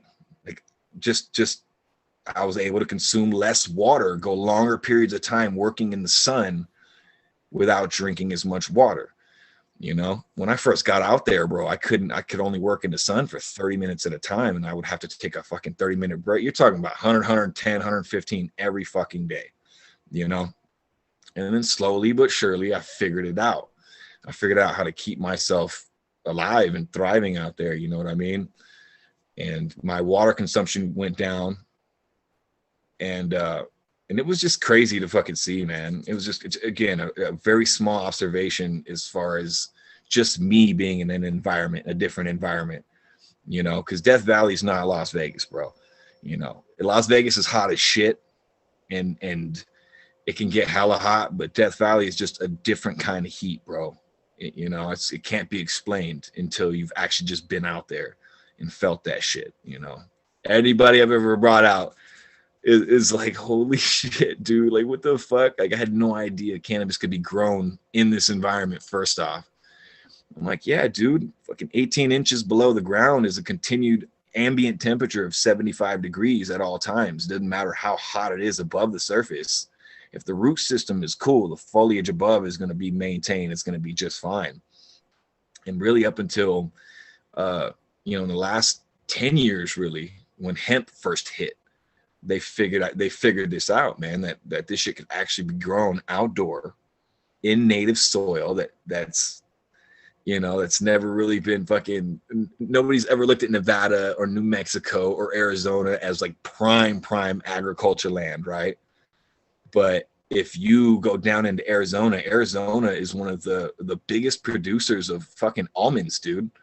They have almond fucking fields down there as far as the eye can see, you know, and planted directly in dirt, in native desert dirt, you know, shit that most people don't value when they look at real estate like that.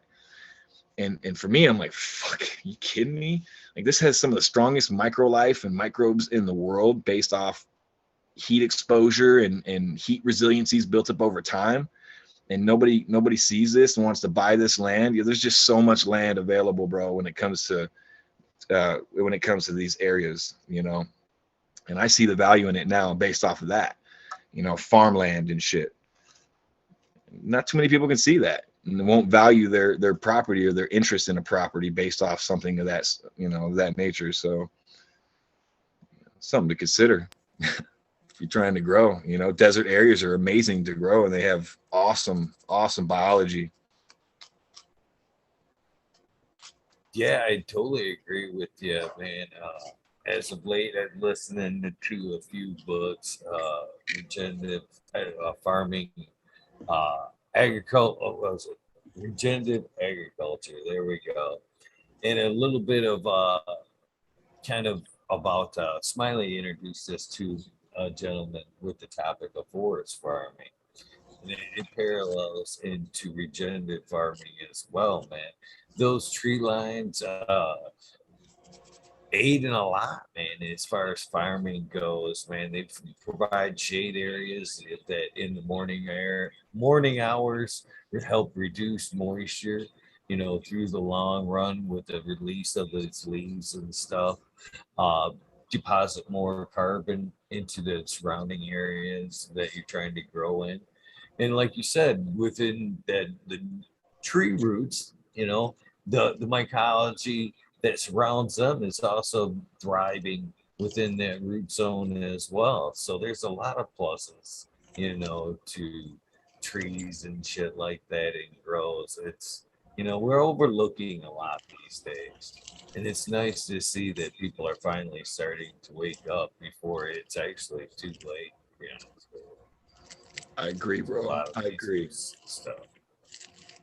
I agree. People are, they really are waking up, you know.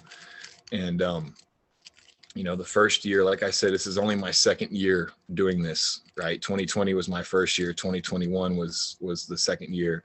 In 2020, it was strictly convergence to pure organics, right? What we believe to be pure organics, you know, doing all our own teas and bubbling our own teas and feeding our own teas every 10 days, you know, feeding water in between, you know, adding some dry amendments here and there, you know, top dressing alfalfa and fish meal and you know, put a whole layer of you know, we would layer earthworm castings down, keeping it real simple though, bro. You know, nothing super complicated. It was a great experience. But last year I came across Jadam KNF. I don't know if you've heard of the Jadam Korean natural farming. It's the son of the guy who created Korean natural farming. I think his name is fucking Cho. What is Master Dr. Cho? Yeah, Dr. Cho or Master Cho. Yeah. His son came up with a bubbleless, non-aerated, non-pump system called Jadam Korean natural farming that you know, it's made to where you don't have to rely on electricity or none of that shit to make any of your ferments, you know. I don't fully understand it just yet, but I did start to implement and make more ferments, you know what I mean? As far as, for instance, I kept a pile of alfalfa right outside the greenhouse, and I wrap it in plastic, and every once in a while I give it a spray, a nice little spray of water, right? And so, you know, we're building our own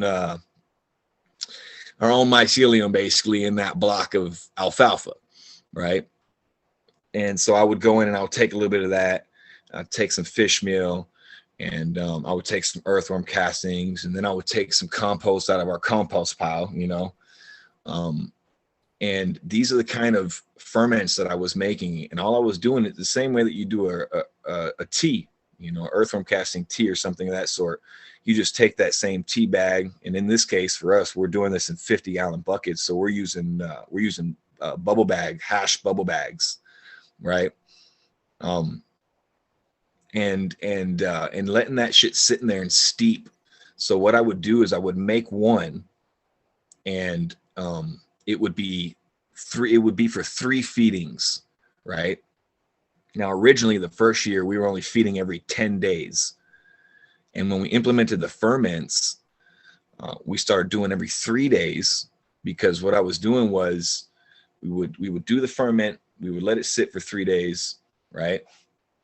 And pull it out, utilize that 50 gallons, but leave that base liquid at the bottom, you know, probably a foot, 8 inches to a foot of that base liquid in there. Fill it back up, utilize the same tea bag basically 3 times, right? And mind you, I'm not checking ECs on this. I'm not checking PPMs. I did check PPMs a couple of times, and the PPMs on some of these mixers were coming out like 400 to 600 PPM. I did it a couple of times and just left it alone, right? Because I realized, I'm like, I think it kind of changes too based on where you're at temperature-wise in the season. You know what I mean? As far as how fast that ferment is happening or how fast that breakdown is happening. We were testing things back and forth, but the basics of what we got from this, and again, acknowledging that I don't fully understand Jadam KNF, and I'm throwing this out there because this is just what I'm learning and what I'm studying right at the moment. But I implemented these ferments as opposed to just doing the earthworm castings by themselves and just doing the compost tea by itself. I started to add all this stuff in. And the most important thing that I added in, bro, was you inoculate those bags with basically microbes that are collected from a more, how do you say it, a more adapted area, right? So it's the same kind of shit that birds will bring in on their feet when they come into your grow area, as far as an outdoor grow goes, or a greenhouse that's open and allows, right? They'll bring in beneficials on their feet. Those are the same kind of beneficials that you're bringing to this situation and inoculating these ferments or these mixtures, these breakdowns, right? Because it was definitely fermenting. This shit was it was some of the nastiest smelling shit I've ever smelled in my life. And you're almost hesitant because in the videos he talks about that. He's like, why is it everybody is so concerned? They want fresh smelling shit, you know, going. He's like, some of the nastiest shit is some of the best stuff, bro. You know, you have to check his video. You just put in Jadam KNF and you start watching these videos and you'll be like, oh shit, really interesting stuff. And so we started feeding every 3 days. I'd make a bag. I would let it sit for 3 days. I'd pull it out. I'd utilize all that, feed the plants. I put the bag back in, fill it back up with water, let it sit another 3 days, do the same thing, utilize that feeding, put it back in for a third time, right? So 9 days basically that would sit, and we'd get 3 feedings, 150 gallons out of one bag. And that bag cost me each time maybe a total of $30 to make total, with all the accumulations of everything inside of it, right? So if you start to do the math on that, you start to do, hold on, this dude is only using $30 worth of feeding and food every 9 to 10 days, you know. And people just, they can't wrap their heads around it, Eagle, you know, because I was skeptical the first time I did it in 2020. My brother, I want to give him a fucking shout out because he's the dude who really converted me over to organics. You know, like I said, I was a bottle feeding organic guy for a long time. Shout out to all you bottle feeding organic guys. You're on your way to, you're on your way there. Don't trip. And nobody hating because I did it forever. But shout out to my bro, man. He really, when I was seeing plants and, you know, I was used to that. Oh shit, man, these things, we can let's fuck, man. I don't know if I could do this. He encouraged me to not feed anything that wasn't supposed to be fed, you know. And really, you know, 2020 was special, man. Me and my brother out there together. That was a special year. It really was. So, you know, I always want to give him a fat ass shout out, my big bro Chris. But this last year, 2021, he wasn't there with me, unfortunately. You know, the Cali thing wasn't going the way we planned on it. And it's hard, man, for anybody to take off 6 to 8 months out of the year and not work and financially bring in income and dedicate yourself to the amount of work that goes into doing this, you know. Luckily and thankfully enough for me, you know, I've been able to stick through it because I got a fucking badass wife who is like held me through, man. You know what I mean? And really held us through. You know, I got my shit and I bring in my income, bro, but shout out to my fucking wife, dude, and shout out to all the wives out there that fucking hold their dudes up and believe in their dudes and believe in their fucking dreams and shit, and make that shit possible for them to fucking move forward. You know, that's a special thing, you know. So yeah, I went off track there. Where the fuck was I going? I'm on my third joint, so I might start wandering off a little bit, you know what I mean? No, I want to jump in Yeah, right there, though, man. I totally agree with you, man. And you know, it's awesome you have that, man. And you know, I hope to see more of that. Both, you know, not just on your brother dragging you into the organics, your wife supporting you. I heard you have 5 kids. I hope fucking, you know, with the legality of fucking cannabis, I hope this is, you know, something that, you know, we all hope that, you know, we want to transcend into something we love. But man, if we could actually make it, you know, a family business at some point, you know, I've said that a bunch of times. I won't see it. Obviously, I won't see it. But you see, you know, you drive through the country and you see those 100-year generational farms and shit, man. Wouldn't it be Yes. nice to see an outdoor fucking 5 generations growing Yes, on sir. that Yes, it same would. fucking acres? Oh, Yes, it man, would. it'd be fucking It'd be shout awesome. out to all It'd the be awesome, families Eagle. doing it. I wonder sometimes, and I even talk to my kids, if you know, if you've cruised through the Red Dragon California profile, you could see my kids have been out there with me, man. Those kids have grown through this project with me. They have been my main inspiration and my main purpose daily to actually get this done, bro. You don't understand how many times I've wanted to fucking give up, go back to the black market, you know what I mean? And really just it's easier, you know, it's easier, and it's hard to be in the fucking, once you've put yourself out there in the spotlight with the county and the state and the regulations, you know what I mean? It's a scary fucking feeling to see it all after so much hard work and diligence, to see it all kind of where it's at, you know, with the taxes. You know, mind you, California's starting to make a little bit of progress, bro. Seems they're trying to implement a little bit of change, but man, it's not been where it needs to be. And Prop 64 was a fucking big ass con, bro. It was a big ass lie, you know, and it needs to be fixed. You know, California's got so much potential. You know, we've got, you know, imminently, bro, we've got federal legalization around the corner. And when I say this, I also say this lightly, because it's not anything I ever thought I'd be speaking on and enjoying. You know, I was that dude when all this first started going legal young. Like, fuck legal weed, you know, fuck all that. No way. Fuck that, you know, because, dude, I've been doing this since I was a kid, running around with a bike and a backpack before I ever even had a fucking car, dude. Selling weed to fucking people in Vegas and shit, you know. And, you know, when you started to hear that things were changing, change fucking scares people. It scared me for years. I was a proponent against it. And then I fucking decided to embrace it through medical marijuana and now legal weed, you know. And more often nowadays, I wonder if I do wonder if I did the right thing. You know, my intentions behind what I've done and where I've put myself and my family have been completely authentic, you know, but I just don't know if getting into the legal game was the right move.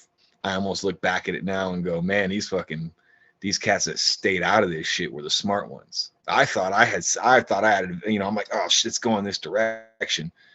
And, you know, that's not to clown where I'm at or to clown anybody that's in the legal industry. It's just between the 54% taxes and the fucking ridiculousness that the regulations they put you through. You know, the state's been cool in California, but our county, bro, has been a fucking nightmare, man. They've been a nightmare, you know, for no reason. Lying about shit, not answering emails, you know, not answering text messages. And I don't want to say the whole county as a whole. It's not a blanket statement, but there's a certain department in the county that's really been fucking with us. And it's made things extremely difficult. So all that aside, man, trying to just work that out with them, trying to come to a compromise, you know what I mean, with that whole situation, and not lose out and be able to continue on this California journey, because it's been a great journey, man. You know, it's been a really good journey, and it's a lot of people involved, a lot of friends and family. Shout out to all of those people that have put the time, the money, and have believed in me, you know, to take it to where it's at. I don't want to let any of those people down. I don't want to let my kids down or my family down. But not everything in life works out, bro. You know, I'm not going to put bad energy in the air about that, and I'll just leave it at that, because I want this to work out and I believe it can work out. But at this point, financially, and even as far as labor goes, we don't have the ability to continue forward unless we bring in somebody who has the finances, who has the interest in helping us to take this to the next level, bro. You know, we didn't get past our first phase build out. I mean, COVID hit and we didn't get past our first phase build out. We've got one greenhouse built, 105 foot by 36 foot wide. And we've got space on the lot for 3 more of those greenhouses, you know? So that's where we're at. You know, I mean, COVID hit, and that really put a damper in investments and people moving forward and progress. That was a really hard time, bro. 2020 was fucking difficult for everyone.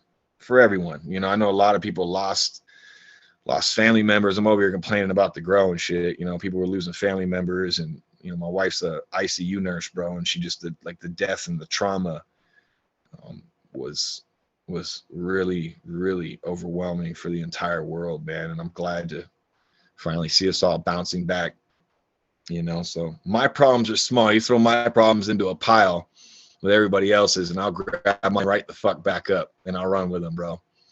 You know what I mean? And you know who I heard that from? Because I'm not gonna act like I made that shit up. There's a fighter named Kamara Usman. Not to get totally off subject and shit, but I heard that from him. So props to him for the really cool fucking saying that his grandmother used to tell him. Throw your problems into a pile with everybody else's, and you'll fucking grab your shit and run. The moment you realize what everybody else is dealing with, you know, and that one stuck with me for a really long time. You know, I tell my kids that shit. On top of don't lie, don't cheat, don't steal, and don't be a fucking rat. You know what I mean? And it doesn't get much simpler than that. So I'm gonna light this third one up, Eagle. I'm gonna virtually pass it to you, bro. Here you go. No. Yeah. Fuck yeah. He's a fucking respectable champ in my opinion. He's a tough dude. Yeah, I appreciate him. He actually does have some good morals. That's one thing you don't see a whole lot of in the MMA, which is kind of a catch-22. The whole fucking having morals and being a responsible champ like that, to be honest with you, because I guess that's where champs are made right there. Is I guess they're the ones that step over that moral line. You know, in a one-on-one fight. You know what I mean? One-on-one fight, we would fight until one of us fell. You know what I mean? Call that good, we walk away. You got your ass beat. But there's the difference in the MMA is stepping over that line. You know what I mean? And kind of taking it to you may not get up. You know what I mean? Yeah. And there's 100%. That is true, bro. That is true. I actually follow MMA, bro. I'm not even gonna lie about it. I follow that shit hella closely, you know, for like the last 5 years. My kids, both my 14-year-old and my 12-year-old, and again, getting off subject, but that's cool, right? Because this is we can talk and chop it about whatever. So my 12-year-old and my 14-year-old just started doing. My 12-year-old does jujitsu and Muay Thai, and my 14-year-old is doing fitness classes and boxing, right? And not only that, my 9-year-old boy and my 14-year-old boy. So my 9-year-old's doing the Muay Thai, the jujitsu, and he's on the basketball team, bro. I mean, this kid he's a little beast. Loves athletics, you know, and been following MMA for a while.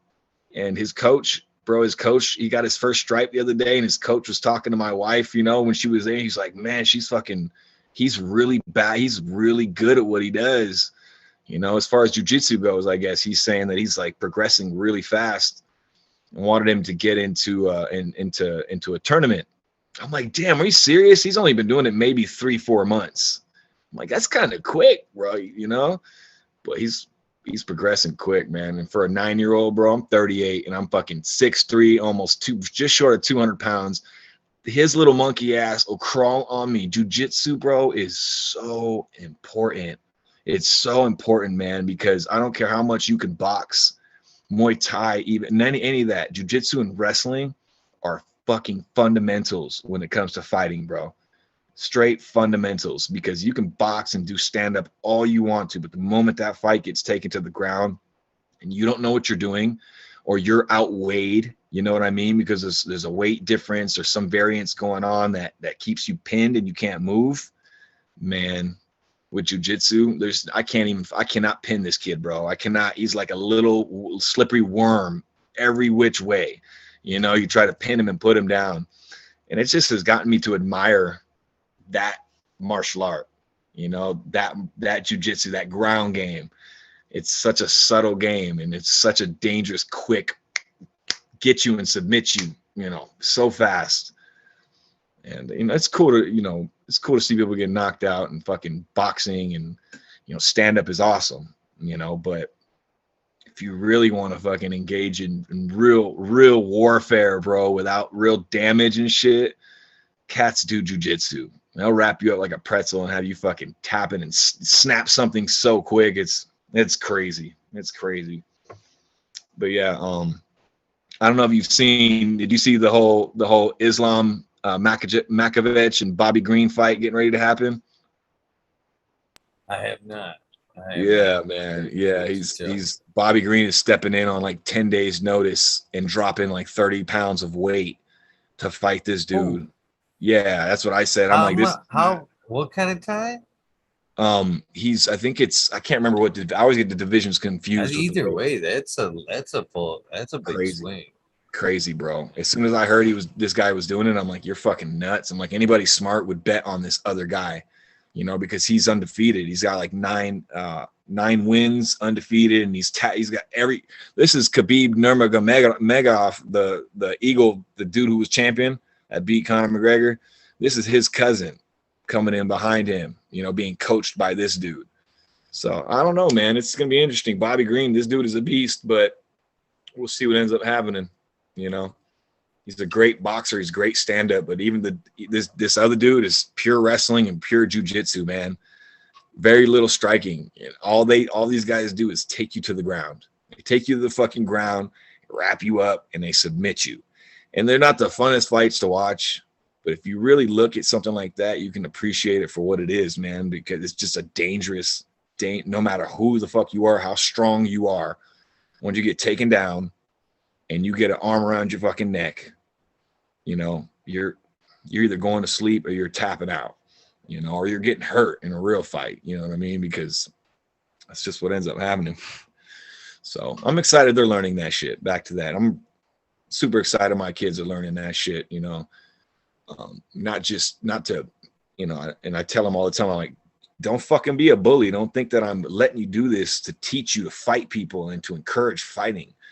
I want you to know how to defend yourself. And not only that, there's a lot of people who don't know how to defend themselves. A lot of situations you'll come across in life where people can't fucking defend themselves. And you'll see some injustice and some shit going down. You know what I mean? And it's okay to step in on those situations as long as you fucking really analyze what's going on and don't get yourself hurt. But if you have the skills and the power to help somebody, you should help them. Period. In any fashion, sense, or form. Human to human, bro. To not help somebody who's being hurt, taken advantage of is the reason human progress doesn't happen. So that's how I look at fighting fundamentally and martial arts fundamentally.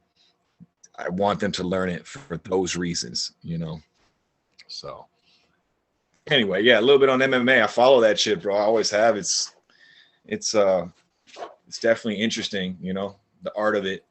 Seeing the different styles. Mixed martial arts is where my whole interest really came in, to see styles mixed up and people fighting against each other, taekwondo dude against the karate guy.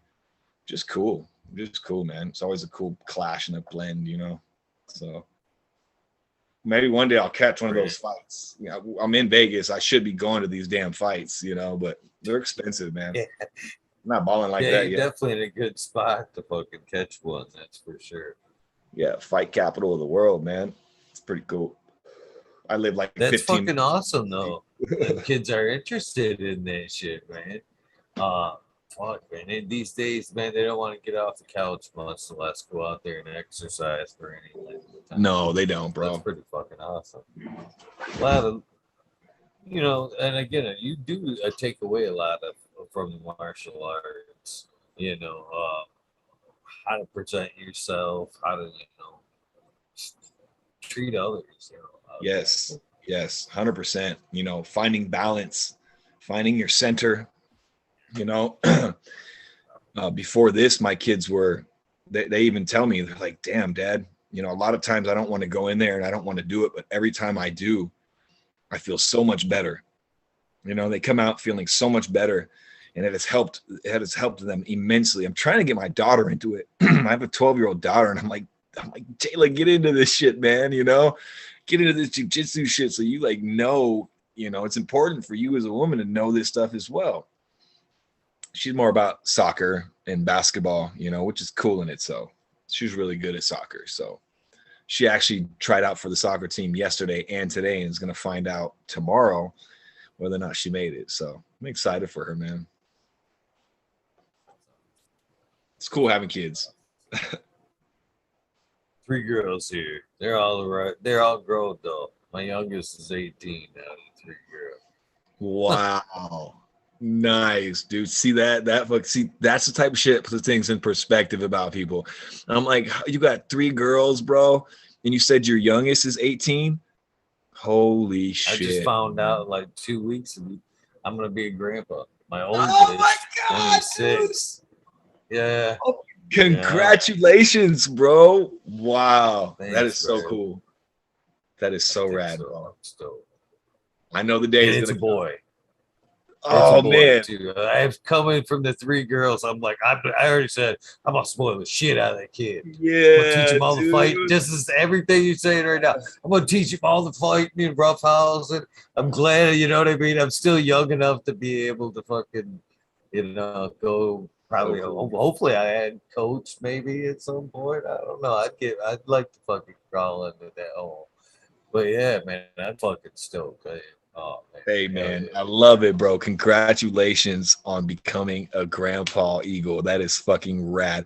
A papa or a peepaw. That's what my kids call their grandfather. Peepaw, right? You're like, oh shit, I'm a grandfather. That's too cool, man. I know that one. I love being a father so much, dude. I know the day that my kids have bring in their own kids and I have grandkids is just gonna be. I'm excited for that. So I'm excited for you, bro. That is fucking so cool. And again, really puts things into perspective. You're a family man. That's a big deal to me, man. I've been wanting to connect with other cannabis growing family men, because it's just a different avenue. It's a different life. Not to separate myself from other people or have, something in common with the guy getting to having his own family. But man, bro, when you find out people got kids and they've raised kids and they understand what you're going through, especially you, bro, you're like ahead of the curve on me. If you've raised 3 girls already successfully, I mean, just having my 12-year-old daughter, I'm getting ready to go through those teenage years. So I'm going to be in your ear now, dog. I'm going to be hitting you up, Eagle, for parent advice on what do I do with her, man? This is where I'm at. No, seriously, she's a good girl, but wow, the teenage years are right around the corner and I'm fucking scared. I'm scared and I want to be patient and I don't want to beat up all her fucking boyfriends and quarters and, because they're our daughters, man. They're our daughters and they're going to fly off and somebody is going to find somebody to love one of these days. Are your daughters married? No, not yet. Not yet. But I'm sure that's quickly in the future with the oldest there. And Nice. funny as you fire about the boys there, that firm handshake, 6'3", you've got a good intimidation factor rolling already. You throw a good firm handshake in that, uh, you, you'll get a long ways. That's for sure. That intimidation factor. I always sat there with adding another. Here's a tip right here for you. The morals that we talk about, Uh-huh. you got to test them. Like first time any of my girls have kind of went with a boy or whatever, I'm always like they're trying to head out. They running out that door. I'm like, no. Hold on. Let's see how this plays out. Yeah, Let's see if this cat's gonna get out of the car and come to the door. You know what I Right. mean? Right. Is he gonna shake my hand? How's he gonna treat you right from the get? Is he gonna get that door?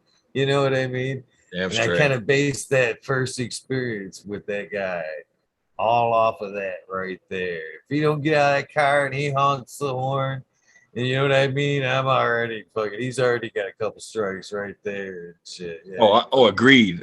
You don't come up to the door to get my daughter and you honk at my daughter outside, you make her open her own door. Hey, notebook, check mark on that one. I'm gonna keep 100%, bro. Appreciate the heads up on that. I'm gonna be looking for that shit. Oh Shit, man. man. As far as like being grown, I got one of my middle daughters in chat right now, Lexi I. If you can believe that, man. Cannabis is shaking down two of the 3 daughters. Again, not coaching it. I've never kind of coached cannabis or you know what I mean, preached it or whatever. Mm-hmm. Secretly, I've kind of hoped, You know what I mean? Later in life, everybody's got the work day. They need release. We all use it for one reason or another, recreational medicine, whatever. Later in life, you know what I mean? They come across that choice, alcohol or cannabis. Yeah, I'm rooting for cannabis. I ain't gonna lie. And so different reasons completely. I'm able to smoke with, well, not anymore because she's pregnant, my oldest daughter. You know what I mean? And my middle daughter.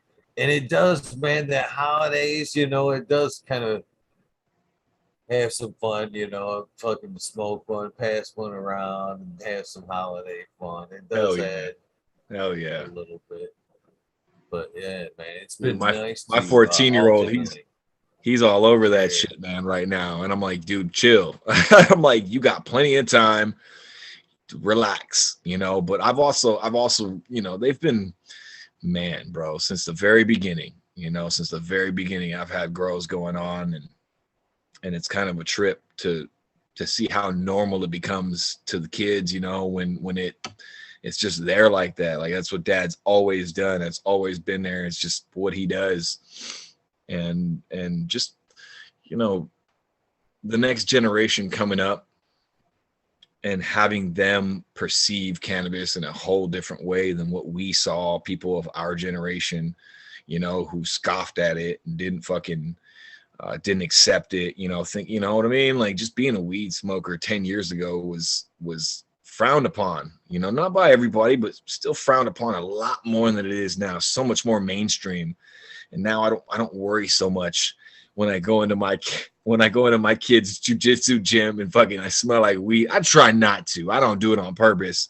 I mitigate it as often as I can, but fucking A, if I'm not, I smoke weed pretty continuously. So there's gonna be those times when I'm just reeking like it, and we don't know. We don't fucking realize it. We go in and everybody's I'm like, oh shit. Fuck. Oops. But whatever, because you can go home and drink your fucking wine and drink your glass of champagne or your red wine at night and shit, and go home and I smoke a doobie, and all in all, bro, it has made me 100% a better parent, more patient, so much more calm, so much more able to just take things, you know what I mean? And just in life in general, movies are better, food is better, fucking is better, everything is better, bro, is with weed. I mean, there's this topic on weed addiction in the last year. I'm seeing this whole weed addiction thing, and I'm like, this is my opinion on weed addiction. All right, you ready for it, Eagle? Here we go. It's habitual. It's not addicting. It's habitual. Why is something habitual? Why do we habitually do something? Because it's fun, it feels good, it tastes good, right? Or it makes something better. And weed habitually makes things fucking better. Everything is better on weed. I at least I feel. This is my opinion. Everybody has their time. Some people don't smoke all throughout the day and shit. And guys like you and me who are connoisseurs, we like to indulge a little more than most people because it's a different level, palate fucking exposure, trying to taste different things, going through all kinds of different fucking strains and phenos and trying to find those diamonds, right? That's for me, man. It's fucking fun. It's a lot of fun and shit, but most people, not everybody does it that way, and that's okay. You ain't gonna find anybody around here to shoot any holes in that philosophy.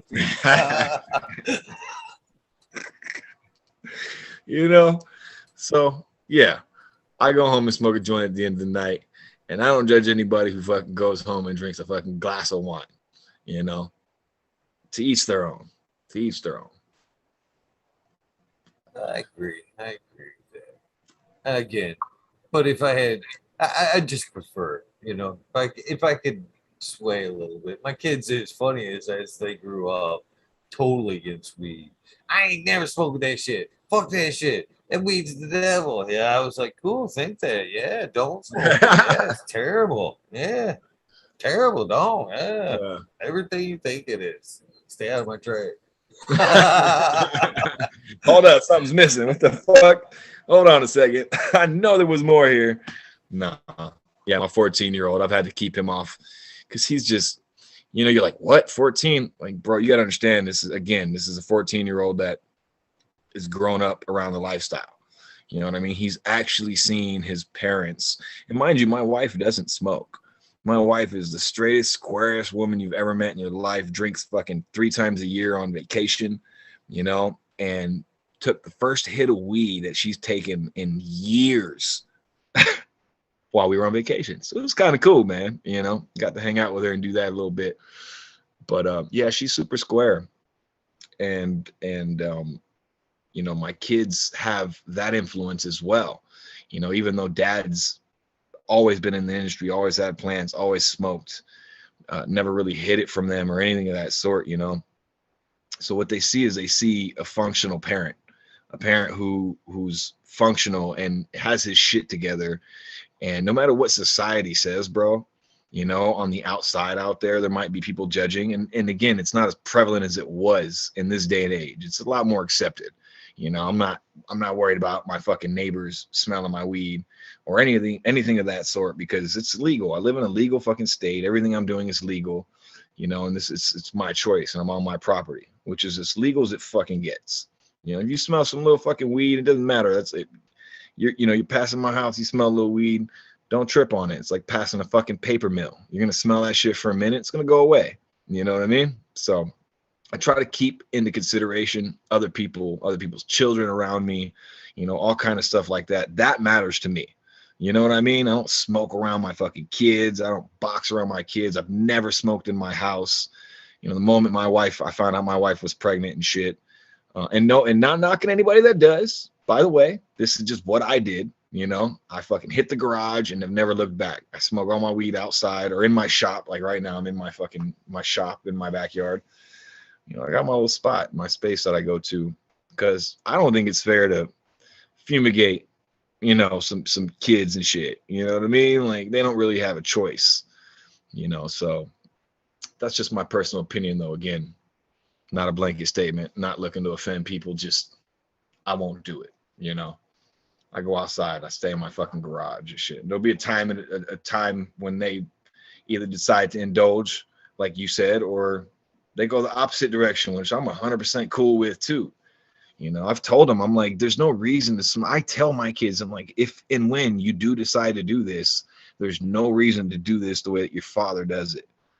I was like, you see how much I do this shit. And I was like, understand it's for a reason. I live a lifestyle. I'm fucking literally searching for certain shit and experiencing all kinds of different flavors and you know what I mean? Building my palate like a fucking like a chef or somebody who judges food, something similar. This is my profession and my job. It's not necessary to smoke like this. You can actually smoke a lot less. Like Tommy Chong says, man, respect the toke. It doesn't take a whole lot sometimes. It's nice to sit back and enjoy fucking 2 and 3 fatties and chop it up with somebody cool that's interested in the fucking weed game. You know what I mean? Has invited you onto their podcast.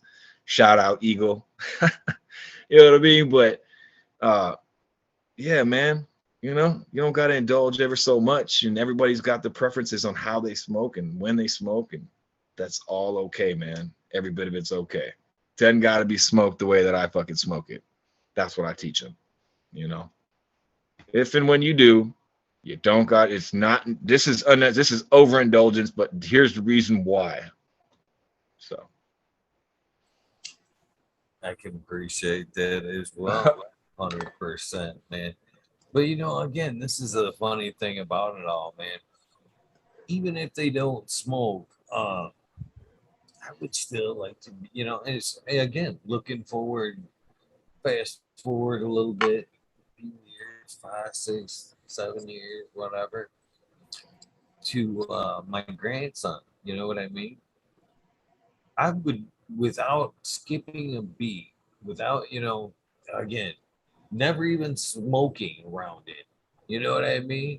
Take him in the garden, is showing the plant. Start the love for the cultivation there. Yes, bro. You know, I've seen nothing but great things come out of the people that grow, man. It tends to just grow as the plant goes on and it cultivates you.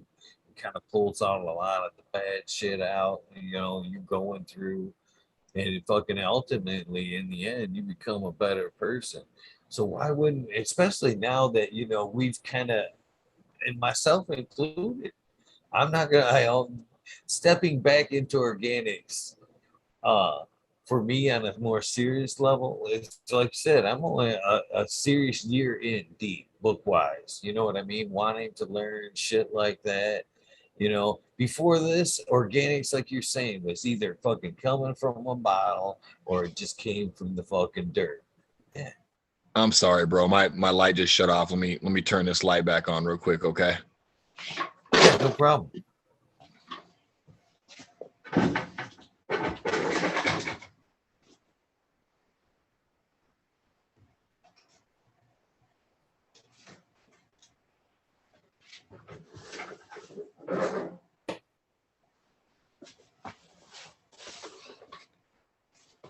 So, you Yeah, know, it got a little as bit you know, we darker. I'm go on sorry. through.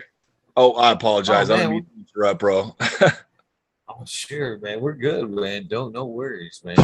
So as we kind of go on, man, and we're learning the organics, the microbes and shit like that, you know, we're figuring things out. And again, learning how to be more responsible ourselves and to live better lives and being better stewards. Why wouldn't we want to start them off? That's our duty as parents, you know what I mean? To cut some corners for them in life, Absolutely. you know what I mean? Have them do better than us. Why wouldn't we want to fucking, you know, encourage, you know, cultivation in general? You know what I mean? And I think it would be the best thing we could do for our kids, to be honest. I agree with you 100%, bro. Just to have that under your belt, just to have the ability to know how to plant a seed and grow something out of the ground. It's a natural human skill that every single one of us has inside of us. And you hear people, they'll tell you, they're like, oh man, I don't have a green thumb. I can't grow anything. I kill everything. And I always tell those people, don't say that. That's not true.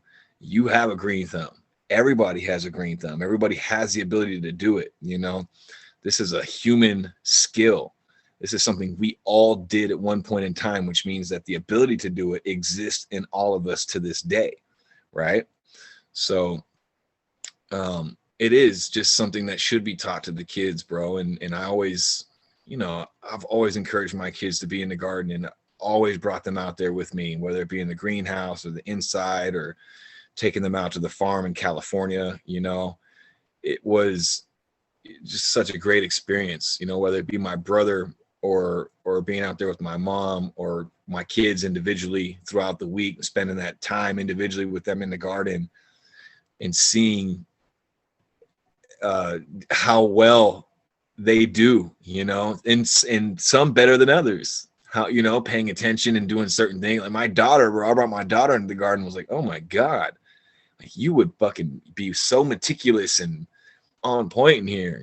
She started directing shit and was like, hold on, Dad, why don't we do this? Wouldn't this be more efficient? And I looked at her, I'm like, oh, that would be more efficient, I mean, because to admit that it wouldn't in any sense or fashion, regardless of age, with anybody at any time, is again the defeat of progress. If I hear something that sounds like it's going to work better than what I'm already doing in any way, gardening or morale, you know what I mean, or whatever it may be, I'm like, that I like that. I'm going to run with that. You know what I mean? I believe that. I can feel that shit. And gardening is so important, man, to teach these kids coming up. And you're right. You get older, because I didn't start this until I was in my 20s, my later 20s. And yeah, I wish I had started it earlier. I wish I had been raised that way. I wish somebody had raised me up. I'm happy I found it the way that I found it, because now the story's playing out the way it is, so that I can teach my kids to get at it earlier. And they've embraced it, bro. Every one of them has embraced it. They know how important it is to me. and they show that, you know what I mean? There's never, and any of them, there's never been a fuck. Even my 2-year-old Eagle, I take my 2-year-old to this park in the morning in Blue Diamond here.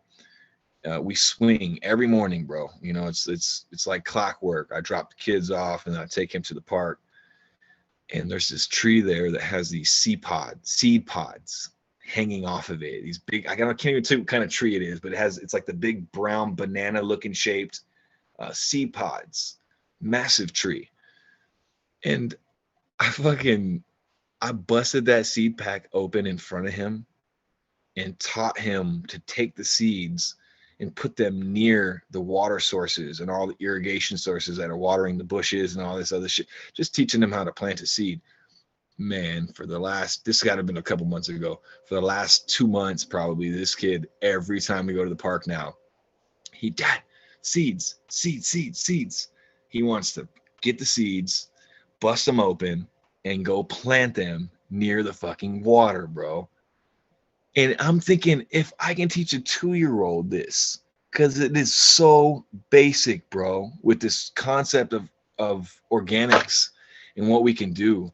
It is so fucking basic. It's really about just tapping in and beginning, you know, and starting that connection, like you just said, bro, because you nailed it on the dot. That connection, bro, with growing things and understanding how things grow and seeing things grow. Because everything grows, bro. Everything grows. You know, why not teach them about growth at a young age? You know, instead we start fucking at a young age. We start filling them with I don't know, stuff that maybe isn't as important as other things that, you know, as far as the direction or the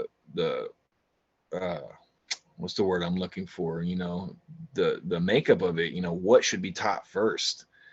You know, like Chinese people, they teach Ethics. ethics. Exactly. You know that the Chinese teach, I think it's for the first 2 grades, first and second grade. Don't quote me on this. I have to look it up, but I know that they spend a certain amount of time teaching ethics and moral, you know, before they actually get into studies, you know, sciences and social studies and all this other shit. They teach their kids manners, bro, you know, and how to be respectful. Now, you know, you're talking about countries that people consider fucking, um, you know, people have their own opinions about places of different cultures. I've always loved the Asian culture, you know, and the way that they do that. You know, there's so much history behind respect for the Asian culture, you know. So it's something to think about. You know, is there time that should be spent on that? You know, before in growth again, plant growth and being outside in the sun and grounding out with your fucking bare feet on the ground, bro. Understanding these simple things, man, that people just don't do every day. You know, we live in these concrete jungles with shoes on, and you know, it's like sometimes you got to go out in nature and fuck kick your shoes off, bro, and run around, no matter what age, and remember what it's like to be a kid, you know, and teach your kids to do the same. Teach them to teach their kids to do the same, you know, and that information will be passed down, bro, and hopefully there'll be closer connections to what none of us know what this is all about, right? It's fucking awesome. It's amazing. It's an amazing, I'm gonna knock my tray off. It's an amazing journey, bro, to be here. It's a gift to be here. 100%, you know. And not getting too deep and corny, but fuck, man, you know, what's it all about? Where do we come? Our history only goes back a certain you know, goes back certain ways and shit. And there's gaps and things we don't understand, but we keep on living and we keep on trying to evolve and we keep on figuring these things out. And maybe there's a greater purpose behind all this, bro, but it all deals with growth, back to growth, human evolution, plant growth, whatever it is, bro. It's all really, really a cool experience. And I'm glad to be here, you know, glad to be here doing this. And especially this whole fucking this being a father first and foremost, and then having this relationship with cannabis, dude, I cannot complain even a little bit about where my life is right now, no matter what direction it goes. I'm happy. I'm content, and I'm excited to see what life has in store, for us all, bro. Getting past all this COVID shit, and unfortunately this shit happening over in Russia and Ukraine, but it is what it is, man. We'll all keep living and adapting and growing and evolving regardless, because it's the only thing we can do, bro. Straight the fuck up. The only thing we can do. So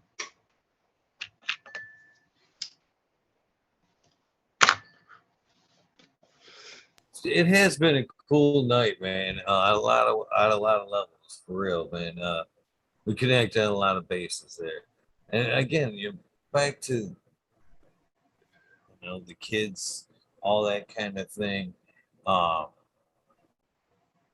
as somebody that's had, like I said, my kids are older, and I'm happy to hear everything you just said, brother. The one thing is, I kind of look back and as my career as a parent was a lot of shit that you just said, man. Time with the family, involvement, and shit like that. Cannabis is later in life and hopefully early in life for folks like yourself and future growers can find exactly that in cannabis, man. Finding that extra time, being able to step off into a career that you love to where you can spend more time with the family. Hopefully, again, as we talk about with legality, encouraging, family days of working in the garden and shit like that.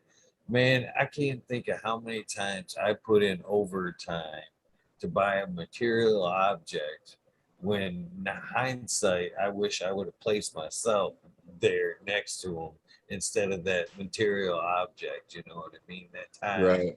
that connection, instilling those ethics, those values you're speaking of now, man. Uh, yeah, I'm glad that things are popping for you. You're making, you're happy, content. You know what I mean? Yeah, Life's it's short, been man. it's a good run. It is, bro, and it's a good run, and we have to show gratitude is everything, right? We being grateful in the moment is fucking everything, because people always, we're taught through this system to want and to want and to want and to compete and to compete and to compete. And certain levels of wanting are okay. Certain levels of competing are okay.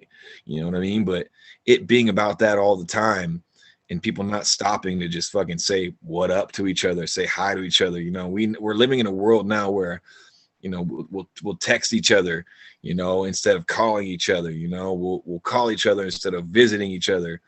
And mind you, it has opened up a whole huge grand network for us all to communicate through, just like this. You in Michigan, me here in Las Vegas, bro, just being able to chop it up and talk. I mean, fuck, man, I remember 10 years ago when they were talking about this face to face being the next level of communication, and people weren't doing it yet. There weren't Zoom calls, there weren't any of this shit. And now look where we're at.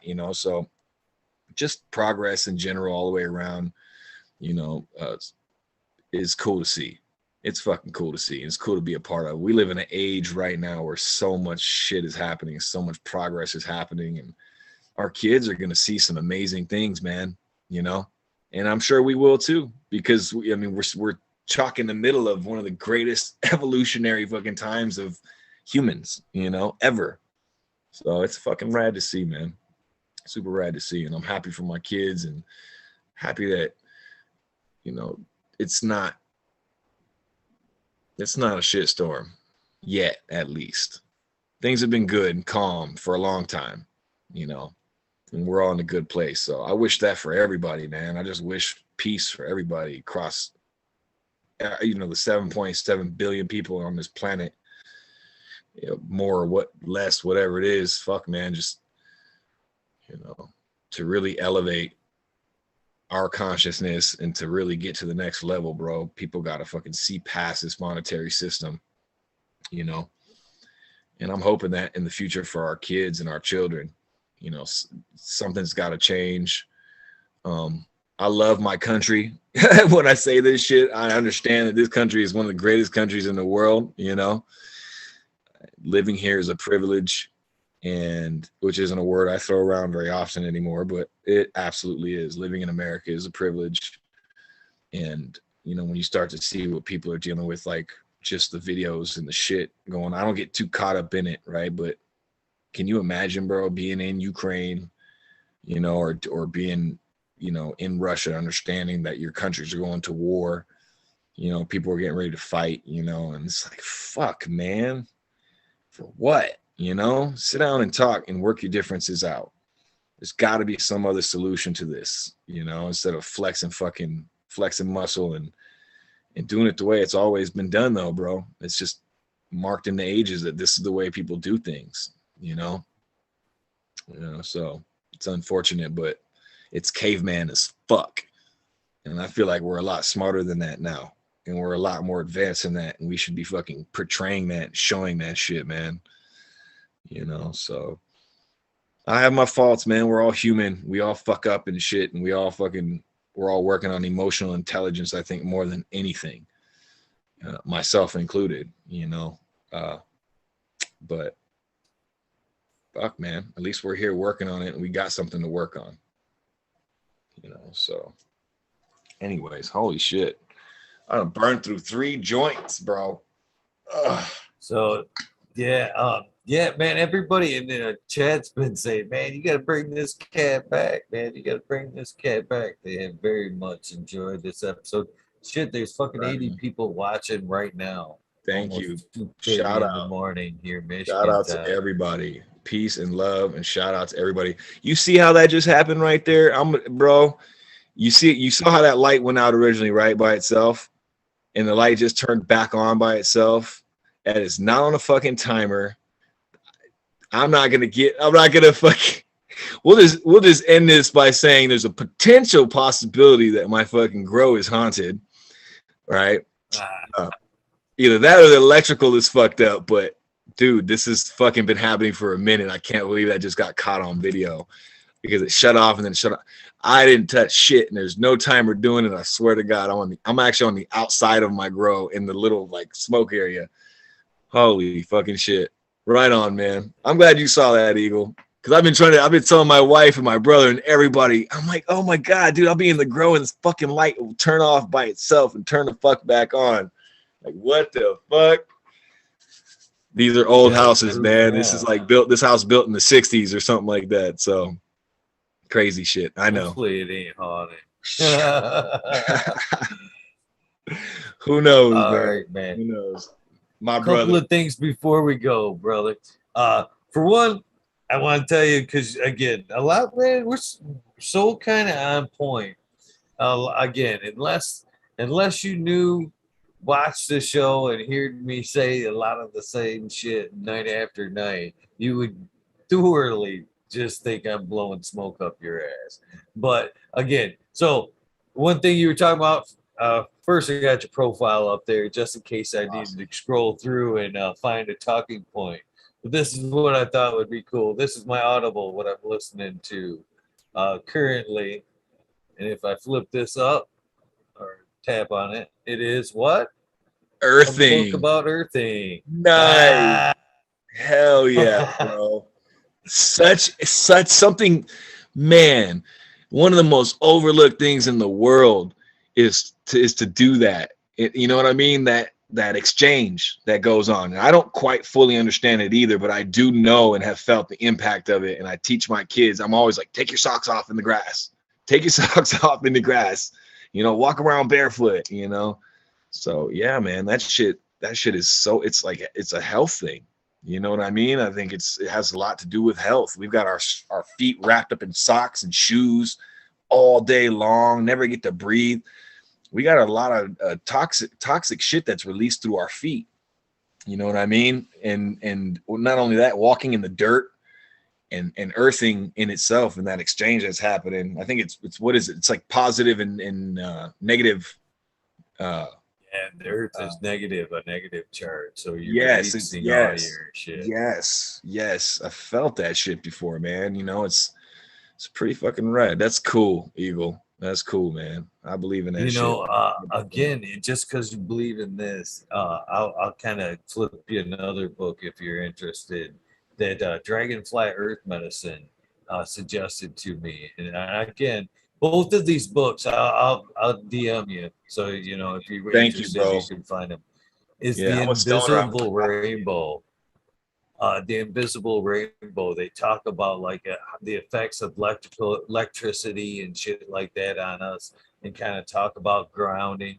It's fascinating how like they kind of talk about as soon as electrical lines were being thrown across the world, uh, influenza started popping up, and they Yeah. talk about that shit on us. It's a fascinating book. If you're interested in earthing and shit like that, they kind of go, you know what I mean, hand in hand. But Oh, again, please. Yeah, please do send me those, man. I would love to read both those books. I love to read, man, and both those books sound really interesting. Yeah, DM those to me. And as far as earthing goes, I don't quite understand it other than the basics of what I've read here and there on Instagram and whatnot. Haven't really researched it, but would love to read there's a something on good it, understand it. the guy, if you don't have time to like read and you just want to hang out in your garden, there's Earthing the movie on YouTube. It's like an hour and a half movie where the guy that kind of came up with that concept. You Okay. know what I mean? You can watch it and listen to it. It's a good one. Yeah, again, you know what I mean? Fuck yeah. Very educational. Very. Thank you, bro. Thank you for the heads up on that. I will absolutely look into all of that. You know what I mean? You said it's on YouTube? Yeah, yeah. The whole Cool. movie free. Yeah, Sweet. Well, I know what I'm going I know what I'm going 52. inside to watch. All right, man. The other things I want to fucking go over with you is how things work right here on the channel. It's basically I get to know the people in the cannabis community. Try to show as many great people as I can to the community, show what they're doing, what they're about, and then by doing that, I open them up to like the second phase of the channel, which is what I call these days We Nerd World. Basically, the Zoom link that I sent you this evening will get you into the Weed Nerd World. So basically, how the Weed Nerd World works is twice a week, Mondays and Wednesdays, different times. Monday night kicks off late, 2 a.m. my time. Wednesday night, 11:30. So normal time, like we kicked off tonight, would be Weed Nerd World. And Okay. basically, Weed Nerd World is only open to past guests. It's kind of a panel show to where you come on, we're smoking, we might be talking cannabis, we might be talking conspiracy, we might be talking mushrooms, we might just be getting high talking shit, Fuck yeah. Sweet. all the above. So any night that you see that in the title and you're bored, want to can't sleep, whatever, grab that joint, come fucking hang out, come smoke with us. Hell There's a yeah. lot of them where I already was like, you got to get him in the weed nerd world. You know what I Cool. mean? Too many parallels, too many things in common with a lot of folks here. So Excellent, bro. That's an awesome concept, and I love that the ability to connect with all your previous guests, and yeah, man, fucking, I appreciate you having me on, Eagle. Man, it has been 100% a pleasure. I appreciate you listening to me and hearing my concepts, and everybody else as well, bro. And I'm excited. I will absolutely be jumping in, and you will be hearing from me again. I will be in on the Weed Nerd family, bro. I'm with it. Thank you for the invite as hell well. yeah. Fuck yeah. It has been a good night for sure. Because I never even we didn't even touch how I usually run the show, to be honest with you. It started off with so good and on such a fun note. I just let it roll, man. I didn't even fucking touch any of the areas I even usually touch, man. It was such a good night. I just let it fucking roll, man. The best Thank you, brother. episodes are fucking organically roll like that. So I didn't want to fuck it up by trying to bounce back and forth.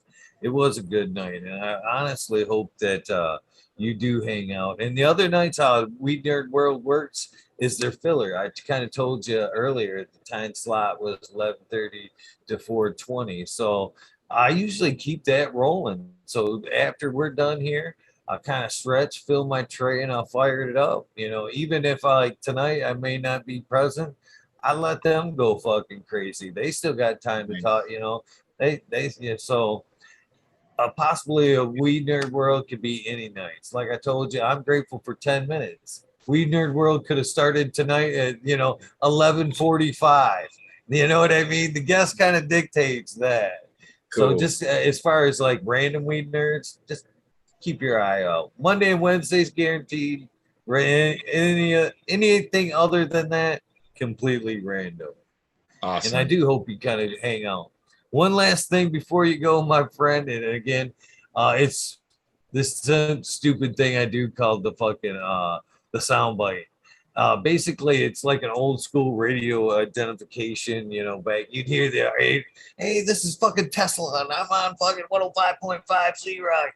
Kind of Yeah. looking for that. My version was, hey man, this is Eagle, and I'm on fucking talking shit with Eagle, episode 583. You can say whatever the fuck you want before, after that. At one point, I will kind of use this as a commercial for your episode for them, later on to look back and remember.